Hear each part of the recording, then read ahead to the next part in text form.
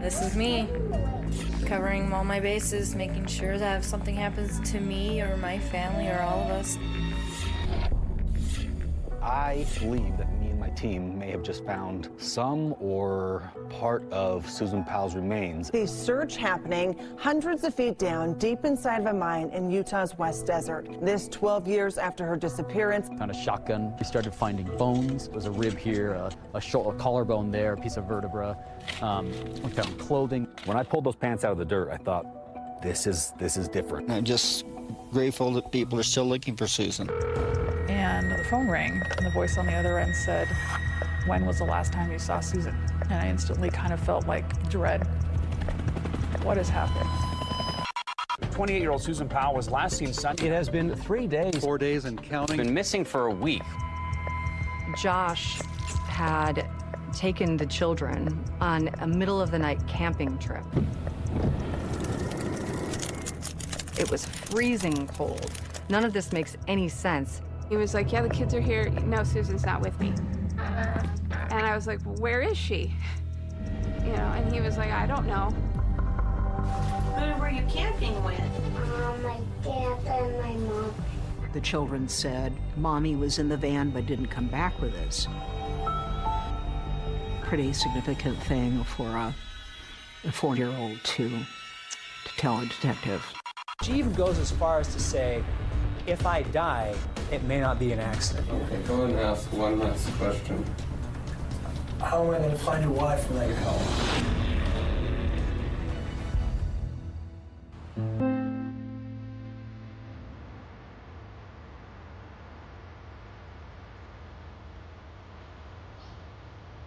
Puyallup is a smaller town. It's located in an area that's kind of protected from wind and rain from the mountains around it. It's a suburb of Seattle and Tacoma. It's homey, it's growing, low crime. Lots of children who live there, lots of families. Well, people are members of the Church of Jesus Christ of Latter-day Saints. A lot of really nice people, interconnected through the church. It's kind of a very typical American community. It is in Puyallup, Washington, where these two families and these two lives intersect. Josh Powell and Susan Cox.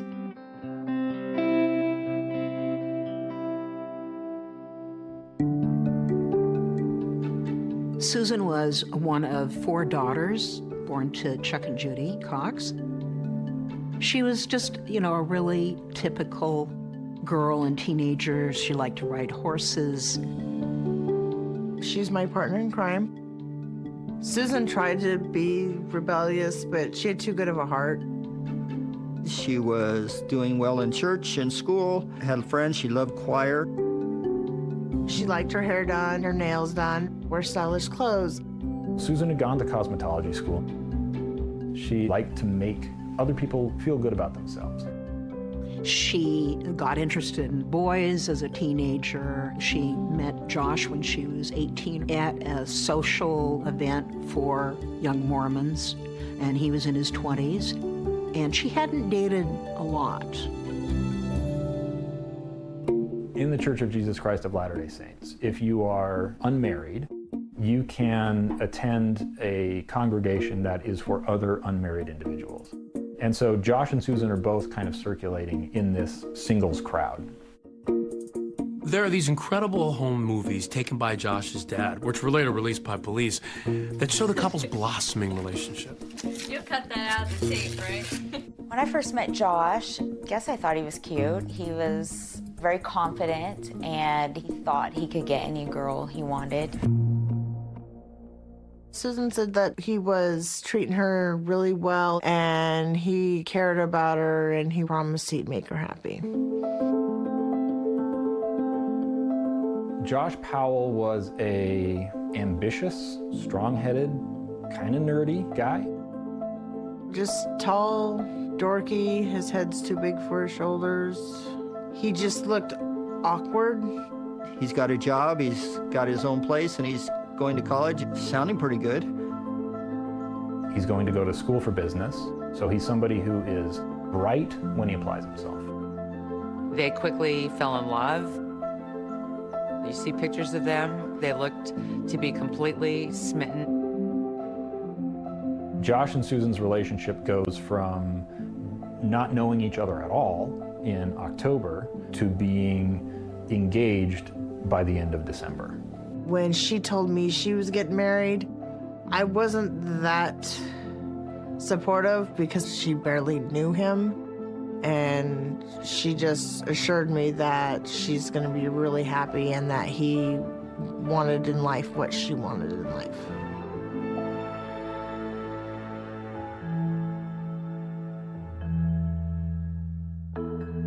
Those videos also capture Josh and Susan's wedding and the home life they built together after. Susan looked very pretty at her wedding. Very traditional, long white dress.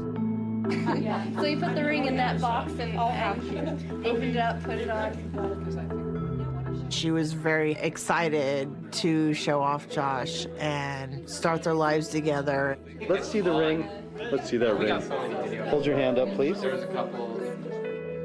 It's a young person's love story that quickly becomes dark.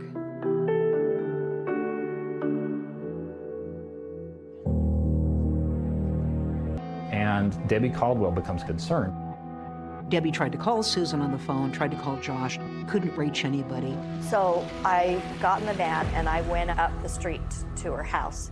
And as I pulled into her circle, there was no tire tracks in the driveway. So I pounded on the door and I got no answer. So Debbie calls the emergency contact, which is Josh's sister Jennifer Graves and Josh's mom, Terry Powell. The conclusion that we came to was carbon monoxide. They're probably dead in their beds. We ended up calling the police. 911, what is your emergency? My son and his wife and their 2 children are not responding to calls, so they're not responding to people pounding on their door, and there's no tracks coming out of their driveway. We're worried that maybe gas has been left on or something like that. And a couple of officers come out on a welfare check. They determined that the best course of action is to break a window to see whether or not the family is in there. And they said, we'll go in if you'll pay for the window. And so we said, yeah, absolutely. They find evidence that pointed to some unusual circumstances. Why would that be here? That just wasn't a normal thing.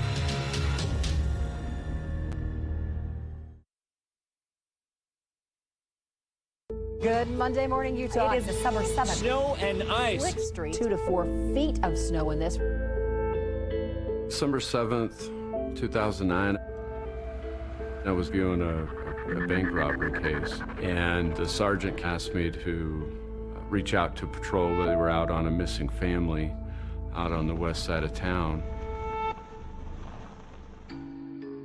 Jennifer gave permission to the police to break a window and go into the house. Most officers just kind of shimmied in. He was like, wait, what is up with the fans? There are 2 box fans pointed at the carpet in the living room, and we were all confused. The officers cleared the entire residence and found nobody inside the home. And the Powell vehicle, which was a blue minivan, it wasn't parked in the garage. The first thing I saw was Susan's purse was on a table, and I started pulling out things. You know, I found her keys, her wallet, and had her driver's license and her credit card. You would expect that if she had left on her own, was intending to go someplace, she would have taken those items. The kitchen, the master bedroom was fairly clean. I mean, the bed wasn't made. The bedroom for the children, the blankets were missing. But yeah, the house was pretty orderly. There was no sign of a disturbance, physical altercation inside of the residence. Is this 16? On the morning of December 7th, I was sitting in my family room, homeschooling my 3 kids, and the phone rang. The voice on the other end said, Josh, Susan, and the boys are missing, and nobody's seen them since yesterday. It's just the most horrible, sickening feeling. I just thought, what has happened? Susan's friends were afraid that they'd gone out on a jaunt because Josh liked to drive and take photographs and maybe had slipped off a cliff or they'd gotten stuck in the snow. I made a few phone calls asking other people in the congregation if anyone had seen Susan. Giovanna goes, I actually had dinner with them last night. Susan asked Giovanna to come over to the house and help her with her knitting and crocheting. While she was there, Josh, who never did anything domestic at all, offered to make people dinner. She was crocheting on her blanket. I was working on the yarn. Josh and the boys were in the kitchen cooking. He called his father, Steve, to ask for a recipe for pancakes.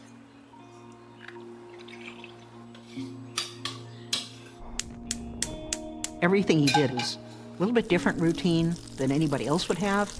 He made them one by one.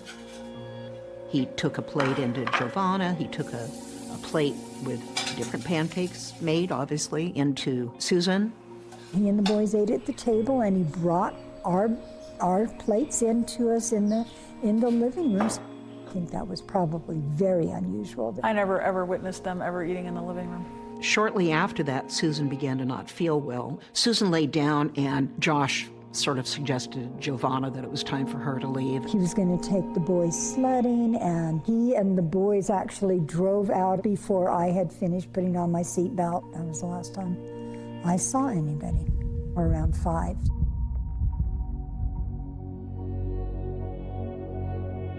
My brother finally called right away, asked about the kids, asked about Susan, and he was like, yeah, the kids are here. No, Susan's not with me.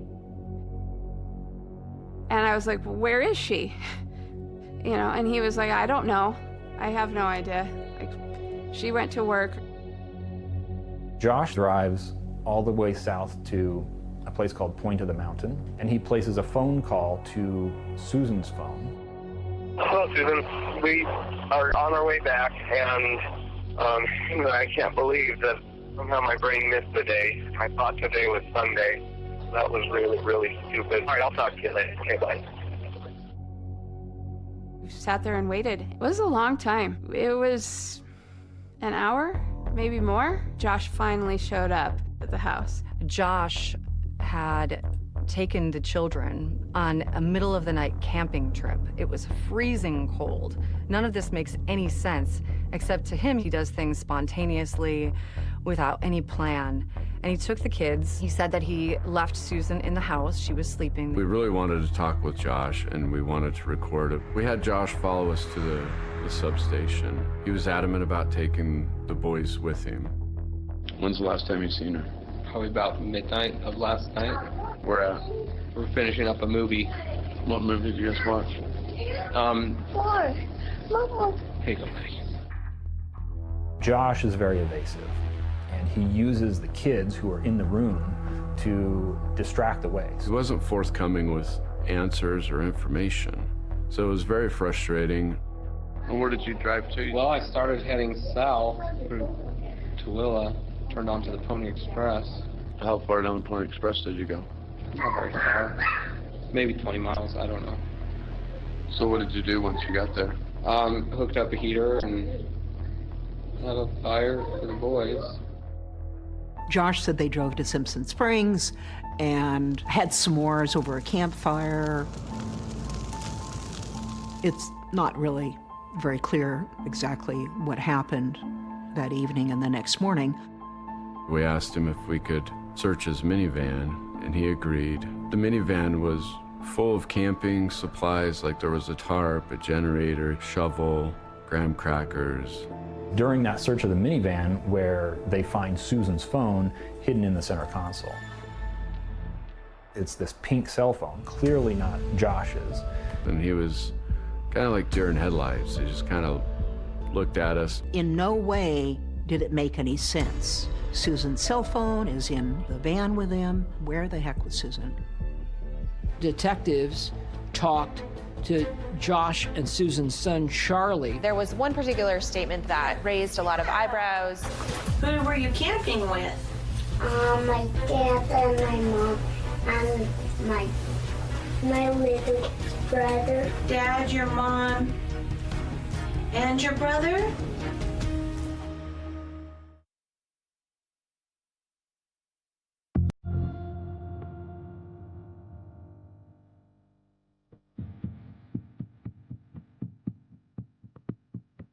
Down the street from the Powells, Kiersey Hillowell sat in a downstairs playroom, wondering, where is Susan? Then came the news. It made her heart beat faster, her stomach turn in somersaults. I just lost it. 9 o'clock that night, Jennifer told me that Josh and the boys are home, and I'm like, well, where's Susan? And she said, we don't know. As soon as I heard that he was back and Susan was not with them, I instantly said to myself, what has he done?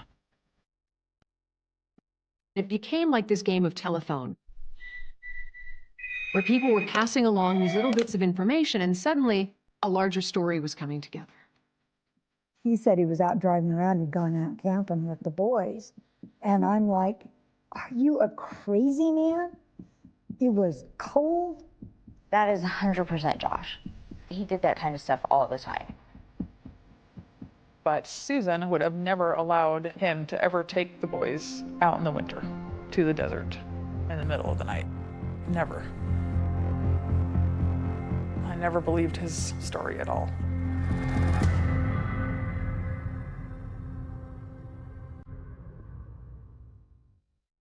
It was determined we didn't have enough probable cause to secure a search warrant for the residence, let alone book Josh into jail, because we didn't have any physical evidence. The decision was a huge mistake because he burns this metal object into oblivion. So thoroughly destroyed was this item that nobody to this day can say what exactly it was. Bags and bags of things are shoved into the garbage. Why would you do that the day after your wife disappears?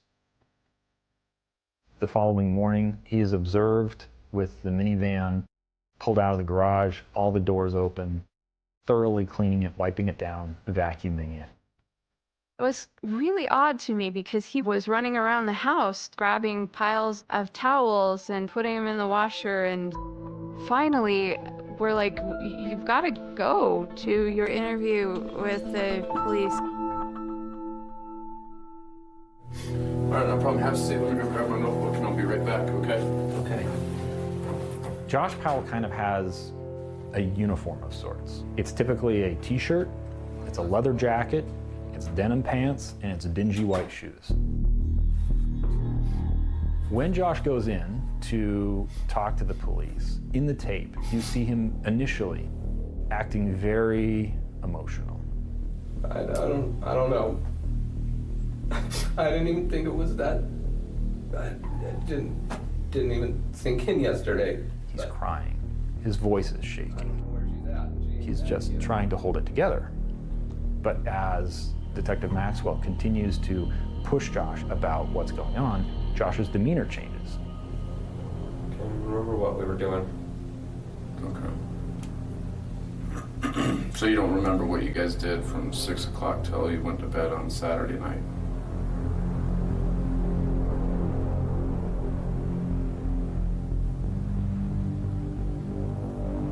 I just don't remember what activity we were doing. Josh is not a participant at all in talking about his missing wife. Shows no urgency in getting out to go look for her. During the day, but... Have you checked any places where she could be? I haven't had much of a chance to do any of that yet. He asks police no questions about what they're doing to find her. Check what places should we go check to see if we can find her? Beauty supply? I don't think she would be there, but she likes them. And he offers no suggestions, really, about where they might look. Okay, let me ask you this before you go. Go ahead and ask one last question. How am I going to find your wife without your help? While I'm interviewing him, another colleague conducted a child forensic interview. Right there. Yeah. Good job. It's got nice lights, huh? Pretty. We went to the Children's Justice Center, and they were able to interview Charlie. Braden really wouldn't talk to them. Okay. Well, what did you do last night? Go camping. You went camping? Who were you camping with? My dad and my mom and my little brother. The children said, Mommy was in the van but didn't come back with us. A pretty significant thing for a 4-year-old to tell a detective. We got in the airplane, and the airplane went to Dinosaur National Park. Oh, you went to an airplane yesterday? Charlie's interview is perplexing because he says a lot of things that don't make much sense. Okay, so Charlie, when you guys came home from camping, who came home with you? My dad. And my mom stayed at Dinosaur National Park. My mom stayed where a crystal are. There was one particular statement that raised a lot of eyebrows. Mommy is with the crystals. And how some people interpreted that was that the boys had been with their mom and she was not alive. Your children are telling our detectives that Mom went with you guys last night and that she didn't come back. She did not go with us. They know that she didn't go with us. So your kids lie then? Do your kids lie? Sometimes they do. With children, they're going to go from threads of truth and reality to fantasy. And maybe things that happened long before Mom disappeared, they're still in his memory, and in his mind sort of fuses together. She was not with us. I didn't leave her at the Pony Express. I didn't just take her out and drop her off or even do anything. I do want the lawyer, because at this point, I definitely want the lawyer. Could have I went and booked him into jail? Yeah, I could have. But we wanted to find Susan, so we were putting a GPS tracker on his van. We want him to be out and about and see where he goes. Instead of picking up his van, he went to the airport. He rented a Ford Focus. And he vanishes in that rental car for 18 hours. And when he returns that rental car, it has an additional 807 miles on the odometer. To this day, we don't know where Josh went. Very quickly, the police realized that Josh was lying to them, that he was evasive, and he was not acting like a bereaved husband. When detectives spoke with Susan's friends, there was a very different picture of this marriage. She went to see a divorce lawyer, and he told her to make a videotape. This is me, covering all my bases.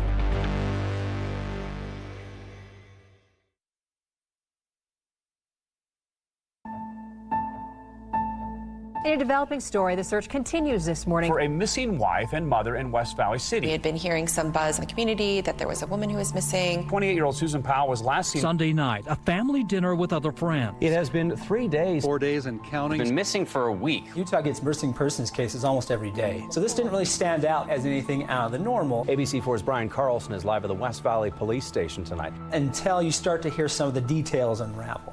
We've learned the search warrants for the Powell's home have now been sealed off. It's strange that he came home with the kids and not her. West Valley City Police calling this one a puzzler. Call it suspicious. Not even a clue. If you see her or know anything, please contact the West Valley Police Department. Her friends and family were just starting to ask questions. They were out there with flyers, just trying to find out where she might be. Volunteers fanned out, handing out flyers of Susan Powell. Josh, after Susan went missing, he went from the guy who was talking about everything and knew everything to somebody who said nothing, knew nothing. And a husband who says he does not know what has happened to her. We know the answers are out there, and we need those who know where she is and what happened to come forward. I held a candlelight vigil a few days into her disappearance, and Josh came to that late. After the candlelight vigil was over, Josh Powell did show up here in the park with his 2 children, but he quickly left without saying anything. Charlie had come up to me and he was telling me, Debbie, my hands are cold, my hands are cold. And Josh scooped Charlie up and kind of pulled him away like this. And reporters were trying to chase him through the snow, and he was walking away from them. You were camping with the boys? I have to go get my boys. There was no point at which Josh ever seemed to even be concerned that Susan was missing. If he wanted to help on the website, he should have detailed a timeline. He never participated in any of the massive, massive efforts that myself and relatives and friends launched to put out flyers in malls and parking lots. He didn't seem like he was engaged at all in what was going on. It seemed like his mind was somewhere else. He spoke very briefly with local media. I've been trying to figure out what I can do so I don't sit idle. I'm dealing with this repeatedly. People were upset that he didn't seem upset that she was missing. And so people thought that's because he's guilty. Josh, will you give us a comment today? Pointing the fingers at Joshua, I don't want to do that.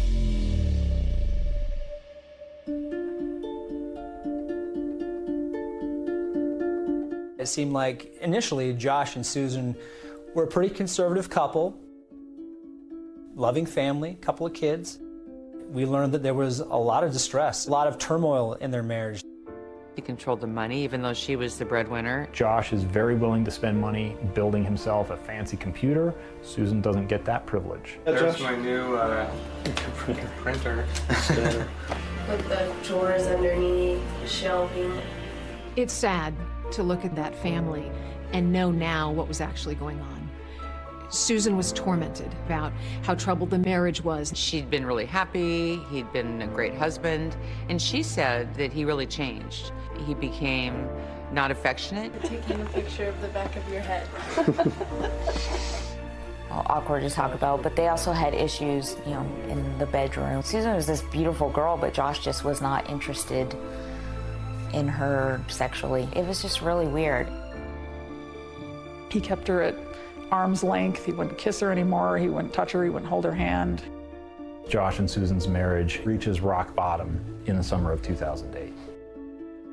Josh and Susan are constantly fighting. They're arguing in front of the kids. Josh is exhibiting extreme control over Susan. She said one time we were having a screaming fight and I shoved him, pushed me back, and he goes, "If you ever do that again, I'm gonna hit you." But she said he never did. Susan's now starting to think about, I've got to get out of this marriage. She went to see a divorce lawyer one time for a free consultation at my advice, and he told her to make a videotape of everything in your house. This is me, July 29th, 2008, covering all my bases, making sure that if something happens to me or my family or all of us, that our assets are documented. And here is our safe. Got all sorts of files, financial information, speakers, 5.1 surround sound. Broke this and threw all my DVDs and made a mess. There's a hole in that wall. Beautiful diamond necklace my mom bought. Jade, that's a family heirloom. Not worth thousands of dollars, but I have assets. Hope everything works out and we're all happy and live happily ever after, as much as that's possible. After she would email me a lot and just say it, I want to do everything in my power to save my marriage before I walk away. Josh had warned her, if you divorce me, you'll never see the children. So she stayed. Police ended up discovering the safety deposit box that Susan kept secretly from Josh at the bank where she worked. In it, they found a DVD, some savings bonds, and there was a makeshift will and testament. The last will and testament, handwritten on one piece of paper, both sides, top to bottom, side to side. There was no room to write another word. She wrote about how bad the marriage had become. She talked about $1 million life insurance policy that Josh had taken out on her. And she told her boys she would never leave them. She even goes as far as to say, if I die, it may not be an accident. That is our biggest piece of evidence. It's her last words. There was no doubt that this document was authored by Susan. The biggest mystery of this case is why didn't police arrest Josh Powell? I was frustrated because they hadn't arrested him. I felt they had plenty of evidence to arrest him. Police have officially named Joshua Powell a person of interest in the disappearance of his wife, Susan. The West Valley City Police Department took a lot of heat for not throwing the handcuffs on Josh. There's a pile of circumstantial evidence. Is there enough there to arrest him and book him into jail and hold him accountable? Absolutely there is. Could we? No. The district attorney's office would not file any charges. They were very specific and told us that we needed to wait 12 months with no body. ABC News reached out to the DA at the time, who declined to respond to this claim and refused to comment on the case. Within days of Susan's disappearance, he had closed their bank accounts, cashed out her retirement fund, took the boys to Puyallup. People we talked to say they can't believe that Joshua Powell has emptied the house and left what is ground zero in the disappearance of his wife. They say it only casts more doubt on a man they're having an increasingly difficult time believing. I suddenly had this thought, I should get Josh to confess. Jennifer volunteered with the police to wear a wire. What is this?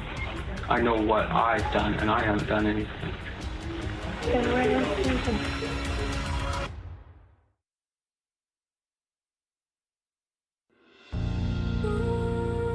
For right now, you just endure and take each day as you can. When Josh told police he took the boys camping in the middle of the night in Utah's West Desert, police started their search there. Detectives are scouring rocky hillsides and abandoned mine tunnels for any signs of Susan Powell. But police for months and months would search these mines, taking K-9 teams. And West Valley police detectives say they plan to survey as many as possible. The most intense part of this search is happening right at the bottom of this hill. Investigators are swarming the high desert. Josh told somebody that the best place to dispose of a body would be in a mine. This is one of those abandoned mine shafts in which detectives went through. Nobody'd ever find him. It's like finding a needle in the haystack. A lot of questions still unanswered at this point. There's a big part of you missing, and you want to know the truth. But the family won't give up hope. There are still purple ribbons at their home. There are still stickers on car windows. Josh decides that he's going to take the boys up to his dad's house in Washington to try to get away from the media circus. You have anything to say? Josh, will you give us a comment You're today? a person of interest, Josh. Josh's dad, Steve Powell, he takes control. He shields Josh from the media and becomes his most ardent defender. I call it Fort Powell because it became a fortress. They had the windows, blinds drawn. They kept the house dark inside. When the media would knock, they'd open a crack and say no. They weren't talking to anybody. Hi, I'm trying to find Josh Powell. They were just their own little country. Josh isolates himself from the world. He's not talking to police, he's not talking to media, he's certainly not searching for his missing wife. I suddenly had this thought, I should try and get Josh to confess. Even Josh's sister, Jennifer Graves, doesn't believe him. So she goes to police and she volunteers to wear a wire and go inside her dad's house. They were just about to have dinner and we went in and the boys were so excited to see us. My birthday! It is! It's your birthday, Charlie! I didn't know exactly how to force this confrontation with Josh. I'm hearing rumors that you'll probably be arrested soon. Well, I don't know. Suddenly, I just shoved Josh into the bathroom. And at that point, I was like, drop all pretense. Just tell me where her body is. We tried to cover it up. Where is Susan? Jennifer did a phenomenal job. I just don't believe it anymore. I can see it in your eyes. There's something there. You're wrong. Well, I could say. I think you just need to confess now and get it over with. Don't be ridiculous. I know what I've done, and I haven't done anything. You told him. I've already told him every fact. I'm not going to violate my attorney's direction. He still wouldn't budge. He still would not give me anything. I was so frustrated.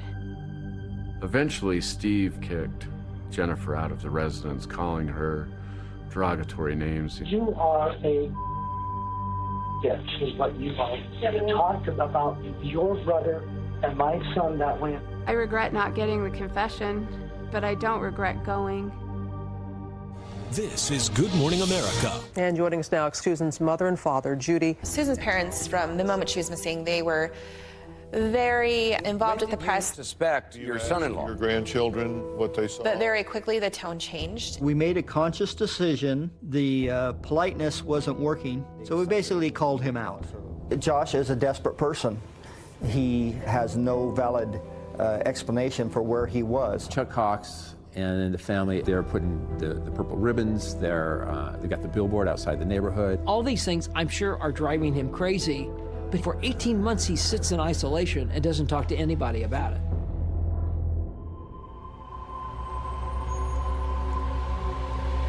To try to get Josh to talk, we put together the honk and wave. What in the world is a honk and wave? Thank you. And he said, you make these, you're gonna get these huge signs and you stand on the really busy corners and get people to honk and wave to show their support. Thank you. It can cause anxiety and disruption in your suspect's mind. People start to do things as the stress tends to build. They picked a busy street near a store that they knew Steve and Josh shopped at, and Chuck and Judy, others were out there with signs and everything. And there were television cameras there. We're not gonna stop looking for her no matter how long it takes. They had these shirts with Susan's face. I think it said, "Have you seen me?" And they had these big posters, and they were waving and balloons and handing out flyers to cars as they went by. Steve pulled by, and the next thing I know, he's stomping over towards me. You can't do this. This is a store that I shop at. The only places where they've passed out flyers about Susan, the only place where they've put up billboards, the only place where they've duct taped flyers to light posts. How is you coming here helping to find Susan? It isn't helping to find Susan. How is your standing at our neighborhood market helping to find Susan, Chuck? An extraordinary, personal, and very public confrontation that erupted in the middle of the search for Susan Powell. Several family members were clashing in front of the cameras. Been all over the media. Yeah. If somebody has seen her, then they can report to the police. And you're only going to do this. Which other stores are you doing this at, Chuck? It was ugly. It was weird. It was really contentious. I was waiting for the cops to come and haul one of them away. Since you've come out against my family. Then Josh showed up midway into this confrontation on the street corner, and he had the boys in the van with him. Chuck Cox uses my sons as pawns in the media to drive whatever message he is trying to drive. Are you doing okay? Yeah, that's all right. I get a call from Josh. We were telling Josh, okay, are you going to do this interview or not? And he finally said yes.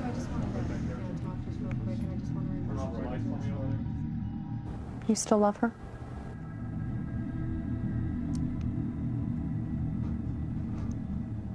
Yeah.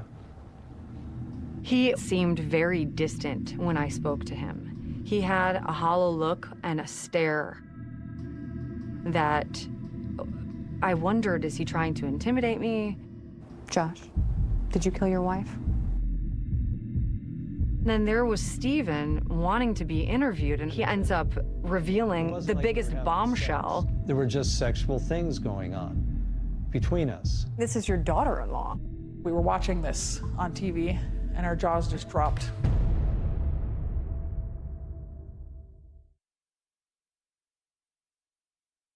Do you see the birdie? Where? Don't crawl in the dirt, boys. Hope everything works out and we're all happy and live happily ever after as much as that's possible. When she went missing in 2009, it shocked everybody, especially since her story was so bizarre. 10 years on, we're still thinking about her, and we're still thinking about, we want closure on what happened to her. Searching for the final resting place of Susan Cox Powell. I believe that me and my team may have just found some of Susan Powell's remains. With every bucket load that we pulled out after that, we'd find a piece of vertebrae or a piece of rib. Holy cow, this could have been where a body, ultimately was. And I was like, where is she? And he was like, I don't know. You have anything to say? Josh, will you give us a comment You're today? a person of interest, Josh. We can talk about Susan or camping I always keep things as secret. During that interview, it's very clear that Charlie has been coached. He looked more and more like a psychopath. He was running out of places to hide. Slams the door in her face and locks it. This is a story you can't write in a Hollywood script. No one would have thought in a million years that's how the story would have ended.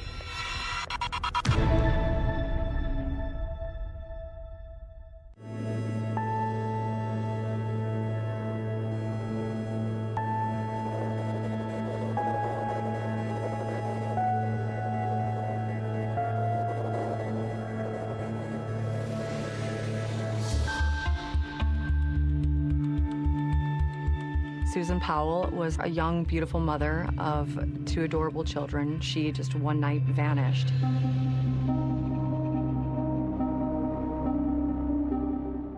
Detectives have named Josh Powell a person of interest in the case.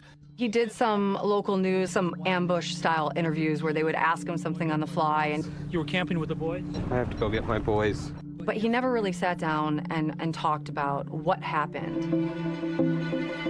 I'll never forget the first time that I met him. I shook his hand and a chill just like raced up through my spine. I just shook the hand of a killer. Are we rolling? Why talk now? Oh, man. I wanted to come out and say something.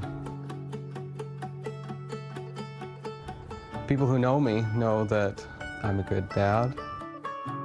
I was a good husband.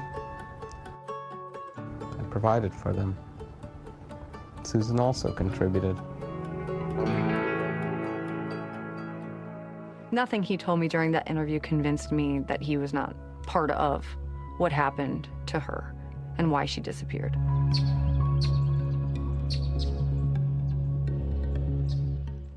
I know that you've told police that you were camping. You brought your 2-year-old and your 4-year-old camping. Is that where you were? I'm not going to talk about anything that my attorney has specifically told me not to. Okay. Why not just answer where you were when she disappeared? Josh, can I suggest something? His father was there, and his father really wanted to be interviewed, which was odd. And I had really no desire to interview Stephen Powell at that time, 0. And I just thought, this is such a waste of time. This is pointless. You think she ran away with another man? It was another man. I don't think Josh was in the room for that part of the interview. And before you know it, he ends up revealing the biggest bombshell out of all of the interviews that I had done in out of the whole case. What makes you think that she would leave her kids, her 2 young sons, and run away with another man? With another man. Susan was very, very sexual with me. She was very flirtatious. I mean, she was just, she did it, I did. I mean, we interacted in a lot of sexual ways because Susan enjoys doing that. But this is... I enjoy doing that. Why are you telling everyone that? That's not to your benefit, but somehow in my dad's own twisted mind, he thought that that was the greatest strategy to keep the dogs off Josh or something. I don't know. One day we were at an animal park. I was holding Braden in my arms, and I had my hands like this. The part I remember is that Susan came over to take him from me, and instead of just reaching out and grabbing him, she pressed her breasts against my hands, tightly. And she wouldn't let my hands out. And that's nice. It was a cold day, so it was a nice, warm feeling. Give me a break. But he loved to talk about it.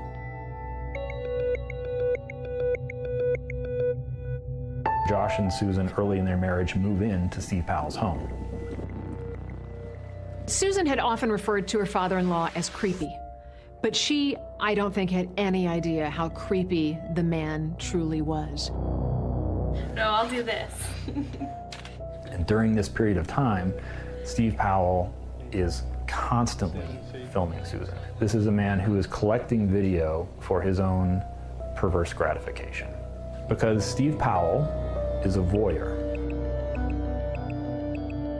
He wrote a number of songs about Susan.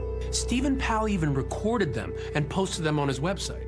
I can love you in a secret way. I can love you each and every day. He had a pseudonym he used, Steve Chantre. While Josh and Susan were living with my dad, there was a point where she was alone in the car with my dad for a short time while Josh was in the house, and my dad actually hit on her. He has put his camera in the bag on the center console and left it recording. And so the audio of this conversation is captured. I've really fallen in love with you. You know, for the last year and a half, you're about the only thing I can think about. And just, for example, when we were sitting on the couch, it just felt like you were very, you know, I mean, I was extremely aroused, and I think you were somewhat aroused, at least I thought. I don't know where you're going with this. That audio was an opportunity to hear Susan in her own voice, telling Steve in no uncertain terms she was not interested. I'm kind of meaning to talk to you about this, because I realized the last time I came over and that my own father doesn't kiss me and you kiss me, and I didn't like that.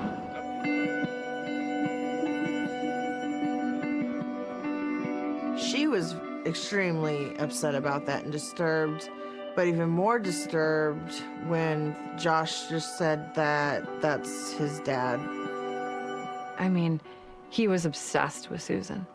He was absolutely obsessed, and he wanted to talk about it. To me, this was the headline. And it also put a target on Stephen's back. And maybe he had something to do with this. The focus was less on Josh, and it shifted straight to Josh's father because it was so creepy. That was my big takeaway. Police raided the home of her husband and father-in-law, seizing several computers and sealed boxes after those disturbing allegations made by both of them right here on GMA yesterday.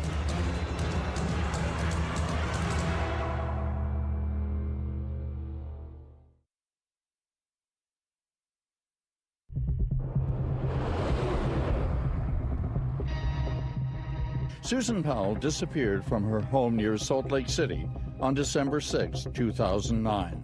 Since then, no word, nothing. The Powells, they had this entire campaign of their own, and it was to make Susan look bad. It was to make her look like she was promiscuous, like she was looking to leave the marriage and abandon her children.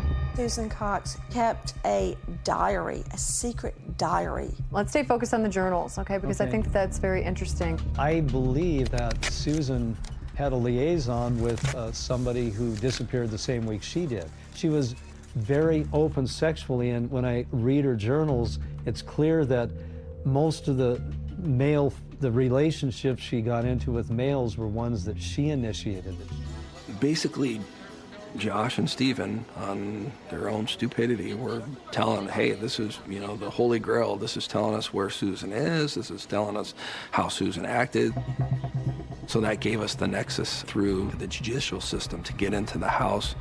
When Josh moved in with his father shortly after his wife's disappearance, he took some things from his Utah home, including Susan's journals. Susan Powell's diaries have taken center stage. According to the search warrant left at the Powell's home, police came looking for 7 very specific diaries, all written by Susan.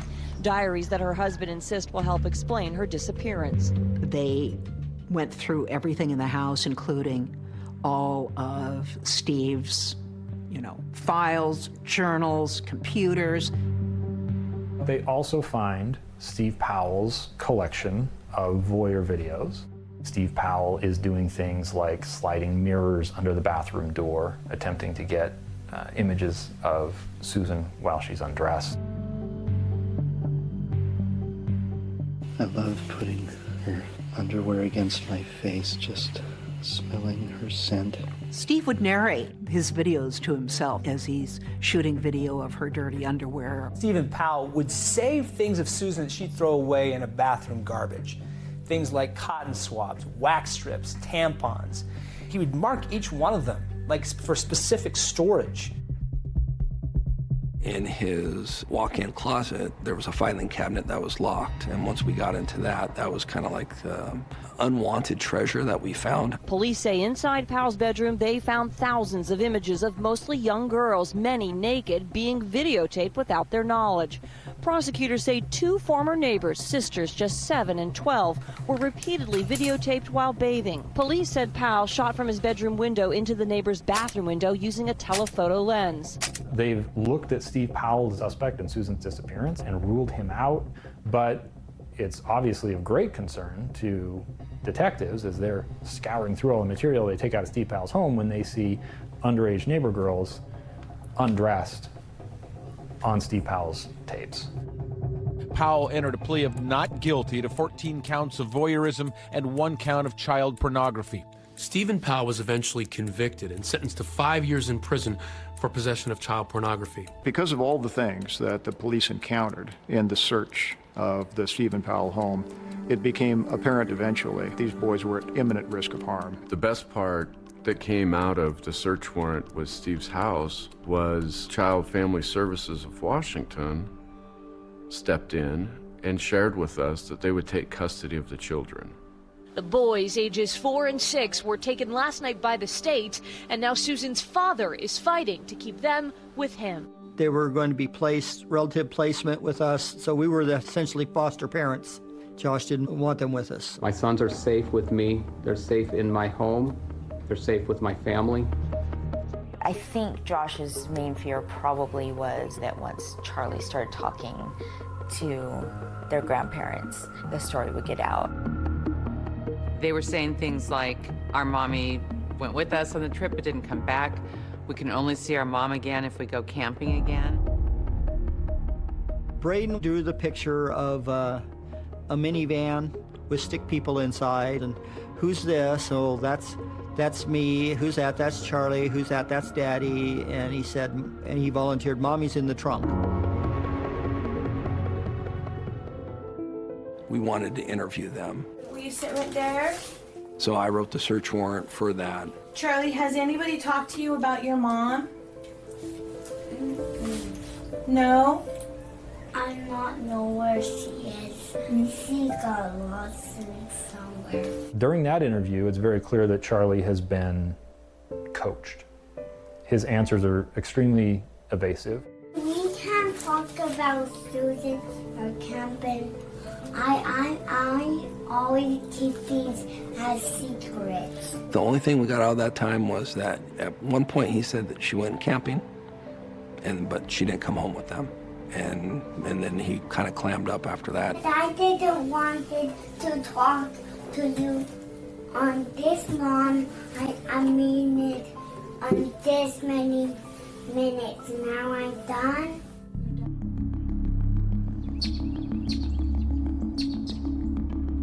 While the Coxes were fighting for custody of the kids and had temporary custody of the boys, they were still essentially wards of the state. Washington State had control over these children, and the Coxes were glorified foster care.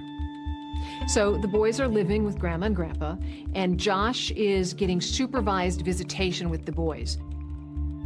The visitation is at first understood to be taking place at a secure third-party facility, but in short order, Josh takes steps to rent his own house, and he begins pushing the social workers, asking them if they can move visitation to this new house that he's rented, because it's not Steve Powell's house. It shouldn't have the same concerns.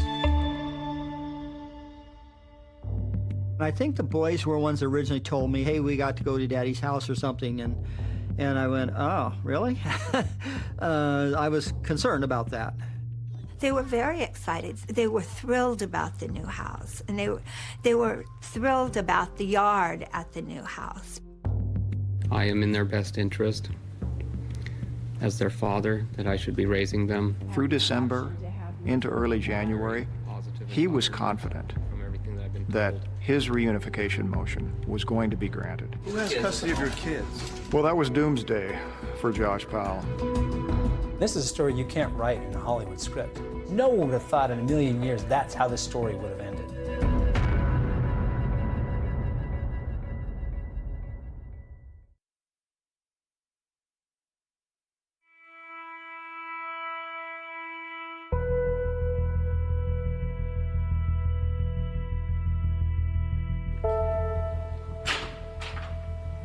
Josh, is there anything you'd care to say on your way in?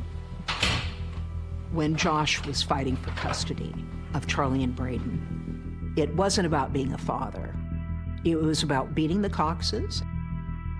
The kids seemed like typical kids to a certain extent, but they were undergoing a lot of stress. I think Josh went into that hearing on February 1st thinking he was going to get his kids back.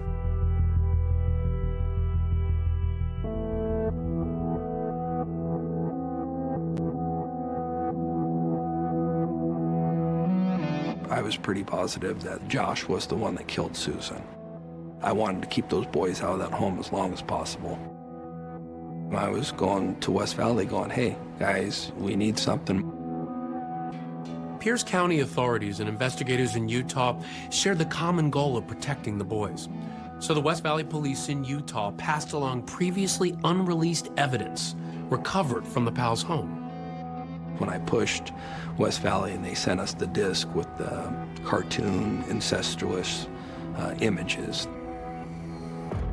The West Valley City Police Department in Utah had found images on a computer taken out of the house in Sarah Circle way back in December of 2009 that were of great concern.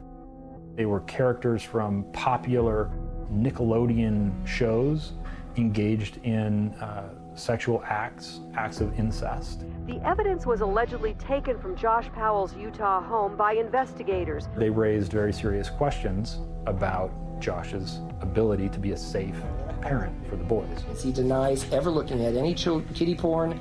He denies any knowledge about any of these images that had purportedly been taken off of his computers.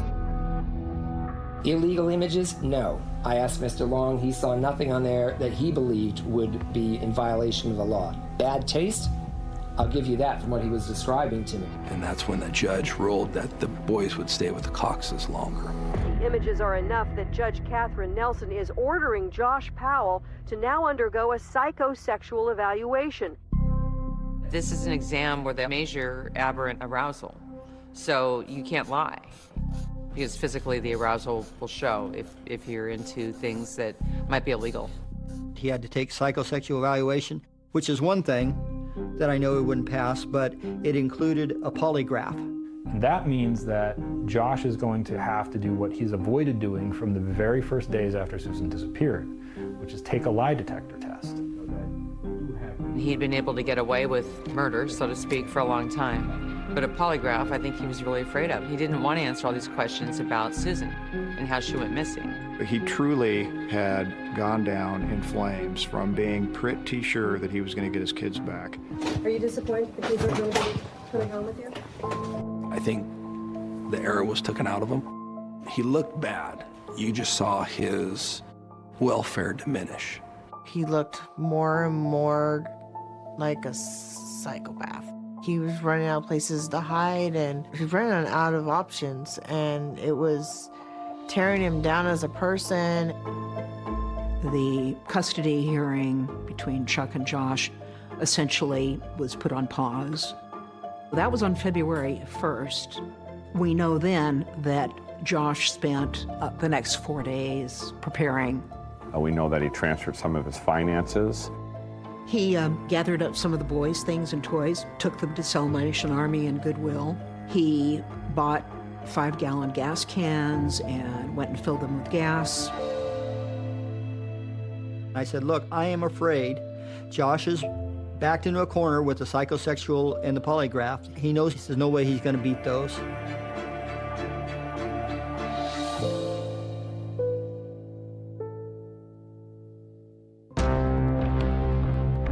So the morning of Sunday, February 5th, Chuck had gone to church early. I knew they were going for their visit, and they were making it clear to my wife and myself, we don't want to see him today. No, we don't want to go. I picked up the boys. They were waiting with their grandmother, and I expected to return the boys in about 4.5 hours. And things just go very wrong. The Pierce County Sheriff believes what has happened is nothing short of pure evil.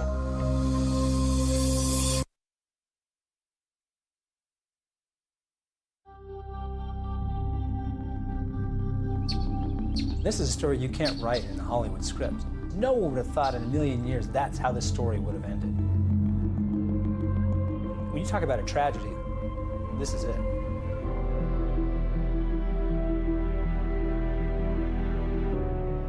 The morning of Sunday, February 5th, Elizabeth Griffin Hall arrived at the rental house, parked out front, and as children do, Charlie and Braden got out of their car seats. They rushed to the front door, which is what they always did. I was 1 or 2 steps in back of them. The kids just rushed in. I saw Josh for just 1 second. His eyes caught mine, and he had a look in his eyes. She looks him straight in the face. He slams the door in her face and locks it. I knocked and I knocked and I rang the doorbell and I started yelling at it, Josh, let me in. And I heard him say, Charlie, I've got a big surprise for you. And immediately she smelled gasoline, and she knew it was an emergency situation. I'm on a supervised visitation for a court-ordered visit, and something really weird has happened. I think I need help right away. He looked right at me and closed the door. All right, we'll have somebody look for you there. Okay, how long will it be? I don't know, ma'am. They have to respond to emergency, life-threatening situations first. The first available deputy Well, this could be life-threatening. He went to court on Wednesday, and he didn't get his kids back. And this is really, I'm afraid for their lives. Okay, has he threatened the lives of the children previously? I have no idea. All right, we'll have the first available deputy contact you. February 5th, 2012, Super Bowl Sunday. I went to church. I came home, Super Bowl Sunday. I remember watching the Super Bowl that day and seeing the reports come in. Good afternoon, everyone. I'm John DeCepolo. We are interrupting your programming for some breaking news. And I got a call from my neighbor, and he said, change the channel. I was actually in Indianapolis. The Patriots were playing the Giants at the Super Bowl. Patriots lead the Giants 10-9 at halftime. And I was there with my family.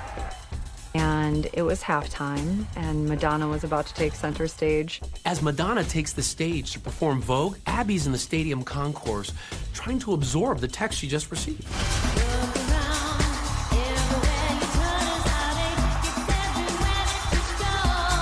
I get a text, pops up on my phone. There has been a fatal explosion at the home of Josh Powell. I couldn't believe it. I couldn't believe it. I thought, I'm going to get help from the neighbors. They'll be able to help me get the boys out. So I went screaming to the neighbors and said, there's 2 children in there. There's 2 children in there. I said, oh my God. And I thought like natural gas or something. And they said they found 3 bodies. There's a fire, the house exploded, and we're hearing that Josh and Charlie and Braden were inside. This can't be, this can't be. And I thought, no, that can't be real. I would have heard something. And I called Susan's father. I said, Chuck, is it true? Chuck, is it true? Is it true? He said, yes. And I didn't even say goodbye. I just hung up the phone and started crying. And I was looking at a house with steam still coming out of it and fires, and he went and talked to his sergeant or whatever. He said, yeah, they're there, and they're dead. Honestly, I wasn't surprised. And the actions that he made after she went missing, I never underestimated him. And then to find out the details, it just breaks your heart. The Pierce County medical examiner says both boys had chopping wounds on their heads and necks, but that's not what killed them. The cause of death for all 3 was carbon monoxide poisoning. We believe he bought 2 5-gallons worth of gas, and one was used in the room where the boys were killed, where we found the hatchet, the boys, and one of the gas cans. And then after he had incapacitated them, he arranged them on the floor next to each other and poured gasoline on and around them and around the house. And then he sat on a gas can and lit a match. And they were still alive when the fire started, and they died of smoke inhalation. And there was also gasoline in their lungs. Police say there's clear evidence Josh planned out this house explosion and meant to kill himself and his children.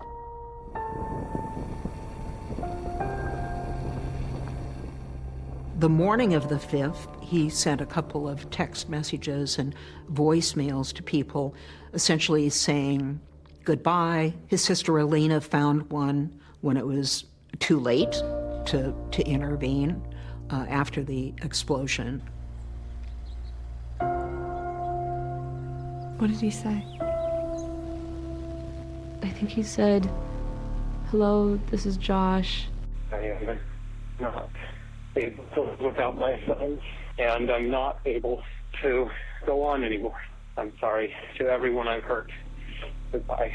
When you heard the audio recording, what did you think? What did you make of that? I thought he had lost all hope.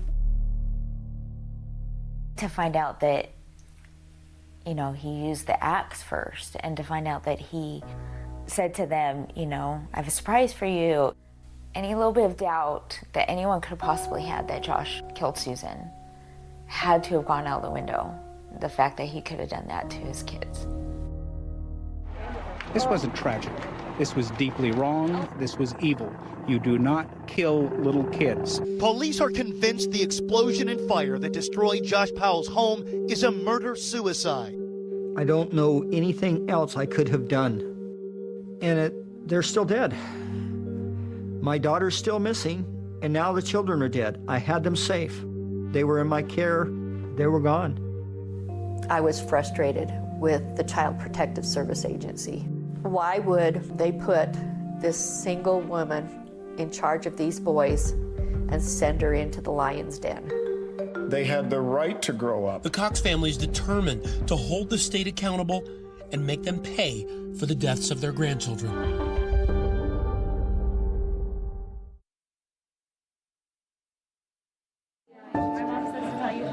You'll cut that out of the tape, right? Hey, Braden. Hold still. That's the saddest part, is you look at photos of Josh and Susan, Charlie and Braden, and you think about what could have been. Those boys deserve to grow up, and they never got the chance. We've been robbed of 3 precious lives, and it's just unthinkable that the same person did it.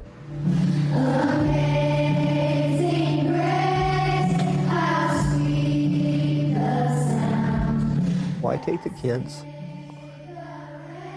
Why? It makes absolutely no sense. My worst nightmare had just happened. But I went from praying that somehow Susan was alive to praying now that she was dead so that she could greet her boys in heaven. Outside the fenced-off crime scene, strangers visit the memorial that has risen. Flowers, balloons, and stuffed animals offered in memory of Charlie and Braden Powell. Why would he go through so much to get custody of the boys, only to murder them? Come here, Charlie. Here we go, Charlie. Hey, buddy. Well, one of the possibilities is he destroyed the evidence. Those boys were starting to talk. And by destroying the evidence, basically, he committed murder on his 2 boys. It shows how much of a monster he really was, and it shows how many people dropped the ball in this case. I was frustrated with the Child Protective Service Agency. Why would they put this single woman in charge of these boys and send her into the lion's den? It made no sense to me. I wanted to get the kids no matter what. I wanted to get the kids. If I could have gotten through the door, I would have. She did what she could. She did everything right. There's no blame on her at all. Anybody puts any blame on her, it's misdirected. The Coxes have filed a lawsuit against the state of Washington on behalf of Braden and Charlie. It's a wrongful death lawsuit, and their position is that the state of Washington put Josh's parental rights before the welfare of these boys. The Cox family lawsuit didn't include Elizabeth Griffin Hall or any other individuals as defendants. The fact is, she was not the one that made the decision for this to be in the home. So to a certain extent, she's lucky she's alive. And she's, I think, a victim in a lot of ways, too. They filed this lawsuit, $35 million for Braden, $50 million for Charlie.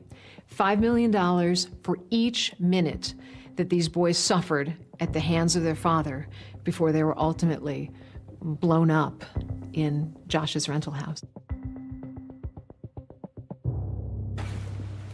Please be seated. Good morning, everybody. You have a civil case against the state that started in February, was disrupted because of COVID-19. Please now give your attention to Mr. Buck as he presents the plaintiff's final argument. It is out of the state's failure to live up to their own primary directive of assuring the safety of the children that this tragedy was born. What was the place that had the least protection? Josh Powell's home. What about the level of risk?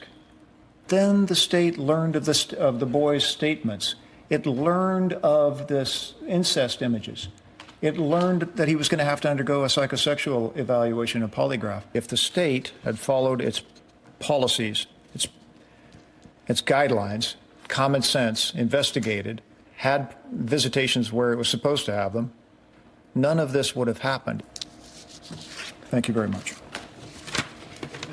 Ladies and gentlemen of the jury, this will be the only and final time that you hear from the state in this matter.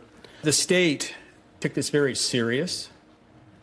They did their job. They followed their policies. Yes, the fact that Susan Powell was missing was known, but after more than 2 years after her disappearance, still no arrest, no charges against Josh Powell. It actually takes facts and proof to remove a child from their parent, to keep them out of the home. The guides on visitation shows the #1 preferred location is at a parent's home.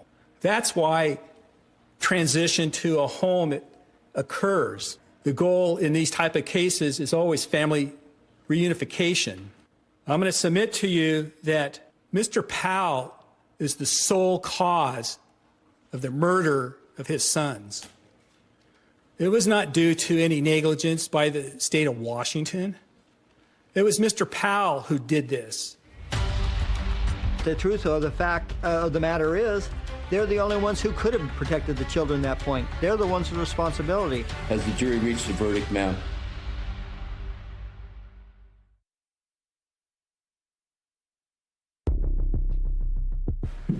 All please rise. Please be seated. Court is reconvened.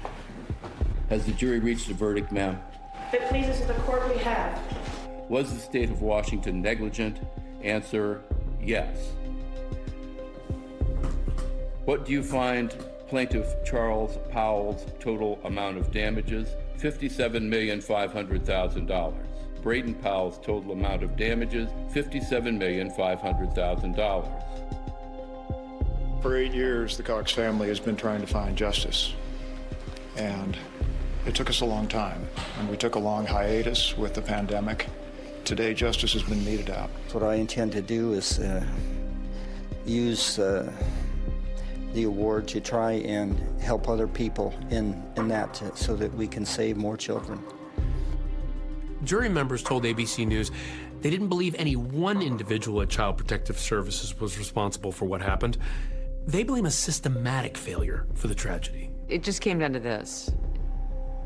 You cannot have reunification, as your goal at the expense of child safety. And, lawsuits change things. Brown versus Board of Education, Roe v. Wade. I mean, that's how things change. So 2020 reached out to several agencies in both states, and they declined to comment or refer us to other departments. In the end, we were unable to get an answer to our questions. Could the actions of these agencies, or their inactions, have contributed to the murders of Braden and Charlie Powell? My heart absolutely breaks for Chuck and Judy Cox. Think about what this couple has gone through. They lost their daughter. Both of their grandbabies were horrifically butchered. And the only 3 people that could shed any light on this are dead. It should have never have got to the point where you had Josh getting his kids into that house and blowing it up. Josh's actions are definitely an admission of guilt. She's gonna divorce him. If he can't have her, nobody will. So he kidnaps Susan and most likely murders her and disposes of her body. Where? Nobody knows. I know there are 10,000 abandoned mines in Utah. That's a lot of places where you can dump a body. We do begin tonight with the search happening hundreds of feet down, deep inside of a mine in Utah's West Desert. The search for Susan Powell's body continues. Emily, what happened to Susan Powell is still unknown, and her family never got closure. But now a crew is searching a mine shaft in the West Desert. Dave and I, since we were kids, we've been out exploring this sort of stuff since a long time ago. Our dad was one of these desert rats that just fell in love with the wide open spaces, the ghost towns. It's not surprising that we end up 30, plus years later out there doing it all over again. Our business specializes in doing things that other people can't or won't do. But every once in a while we get a really cool opportunity to, get involved in a missing person case, like this one with Susan Powell. I was very fascinated with the idea of maybe helping find Susan. I've kind of just been following along ever since, and then we got a tip that there's a chance she's out here. The majority of our search, rescue, and recovery operations are all pro bono. We are not part of law enforcement. As a private entity and a volunteer search group, we can kind of just move faster. Early on in the excavation, roughly at about the 75-foot level, did just find a bone, looks like a rib. We were more motivated to keep getting down in there and removing more and more material. Every bucket load that we pulled out after that, we'd find a piece of vertebrae or a piece of rib. And that's when we started to get to some really exciting stuff, which was where we found, a pair of pants. First phone call with Susan's dad was like, okay, this is my guy. He drove through the night all the way down from Washington to be on site with us. The likelihood is pretty low that we're going to find something. But on the other hand, she's still out there somewhere. And Chuck kind of came over to me quietly, and he's like, hey, I know how to operate a radio. Do you need help down there? And I said, Chuck, do you really want to go down in this hole? And he said, absolutely. He went from a father who was looking for the body of his daughter to part of the search team. We're still at the point where it's like, are the bones animal or they're human? And so we're excited to get the DNA test back.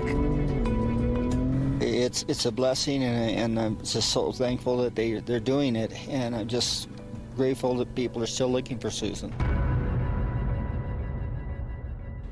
And we should point out tonight that the judge presiding over the Cox civil case has now cut their original award from $98 million to approximately $32 million, $16 million for each of the deceased boys. And the Cox family has appealed the court's decision, as well as the fact that Washington State has been granted a new trial. That's our program for tonight. I'm Amy Robach. And I'm David Muir. From all of us here at ABC News in 2020, good night. Joseph D'Angelo was in the Navy. He was a police officer. He was married. He was like a Hannibal Lecter, highly intelligent, highly sadistic, master manipulator. His first rape attack that we know of, he was 30 years old. This was a man who was clearly living a double life.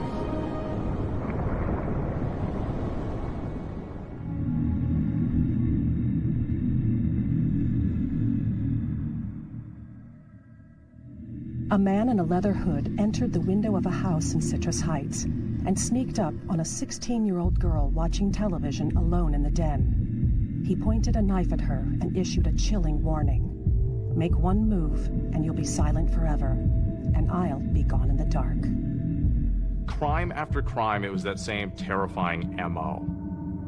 I saw a flashlight shining down the hall, and I thought, now that's odd. The leather gloves are really remembered because they made kind of a sound, you know, when they moved. He started ripping sheets or towels, I'm not sure, but it was very methodical and it was very slow. It was a time when a vast area was terrified of one evil being.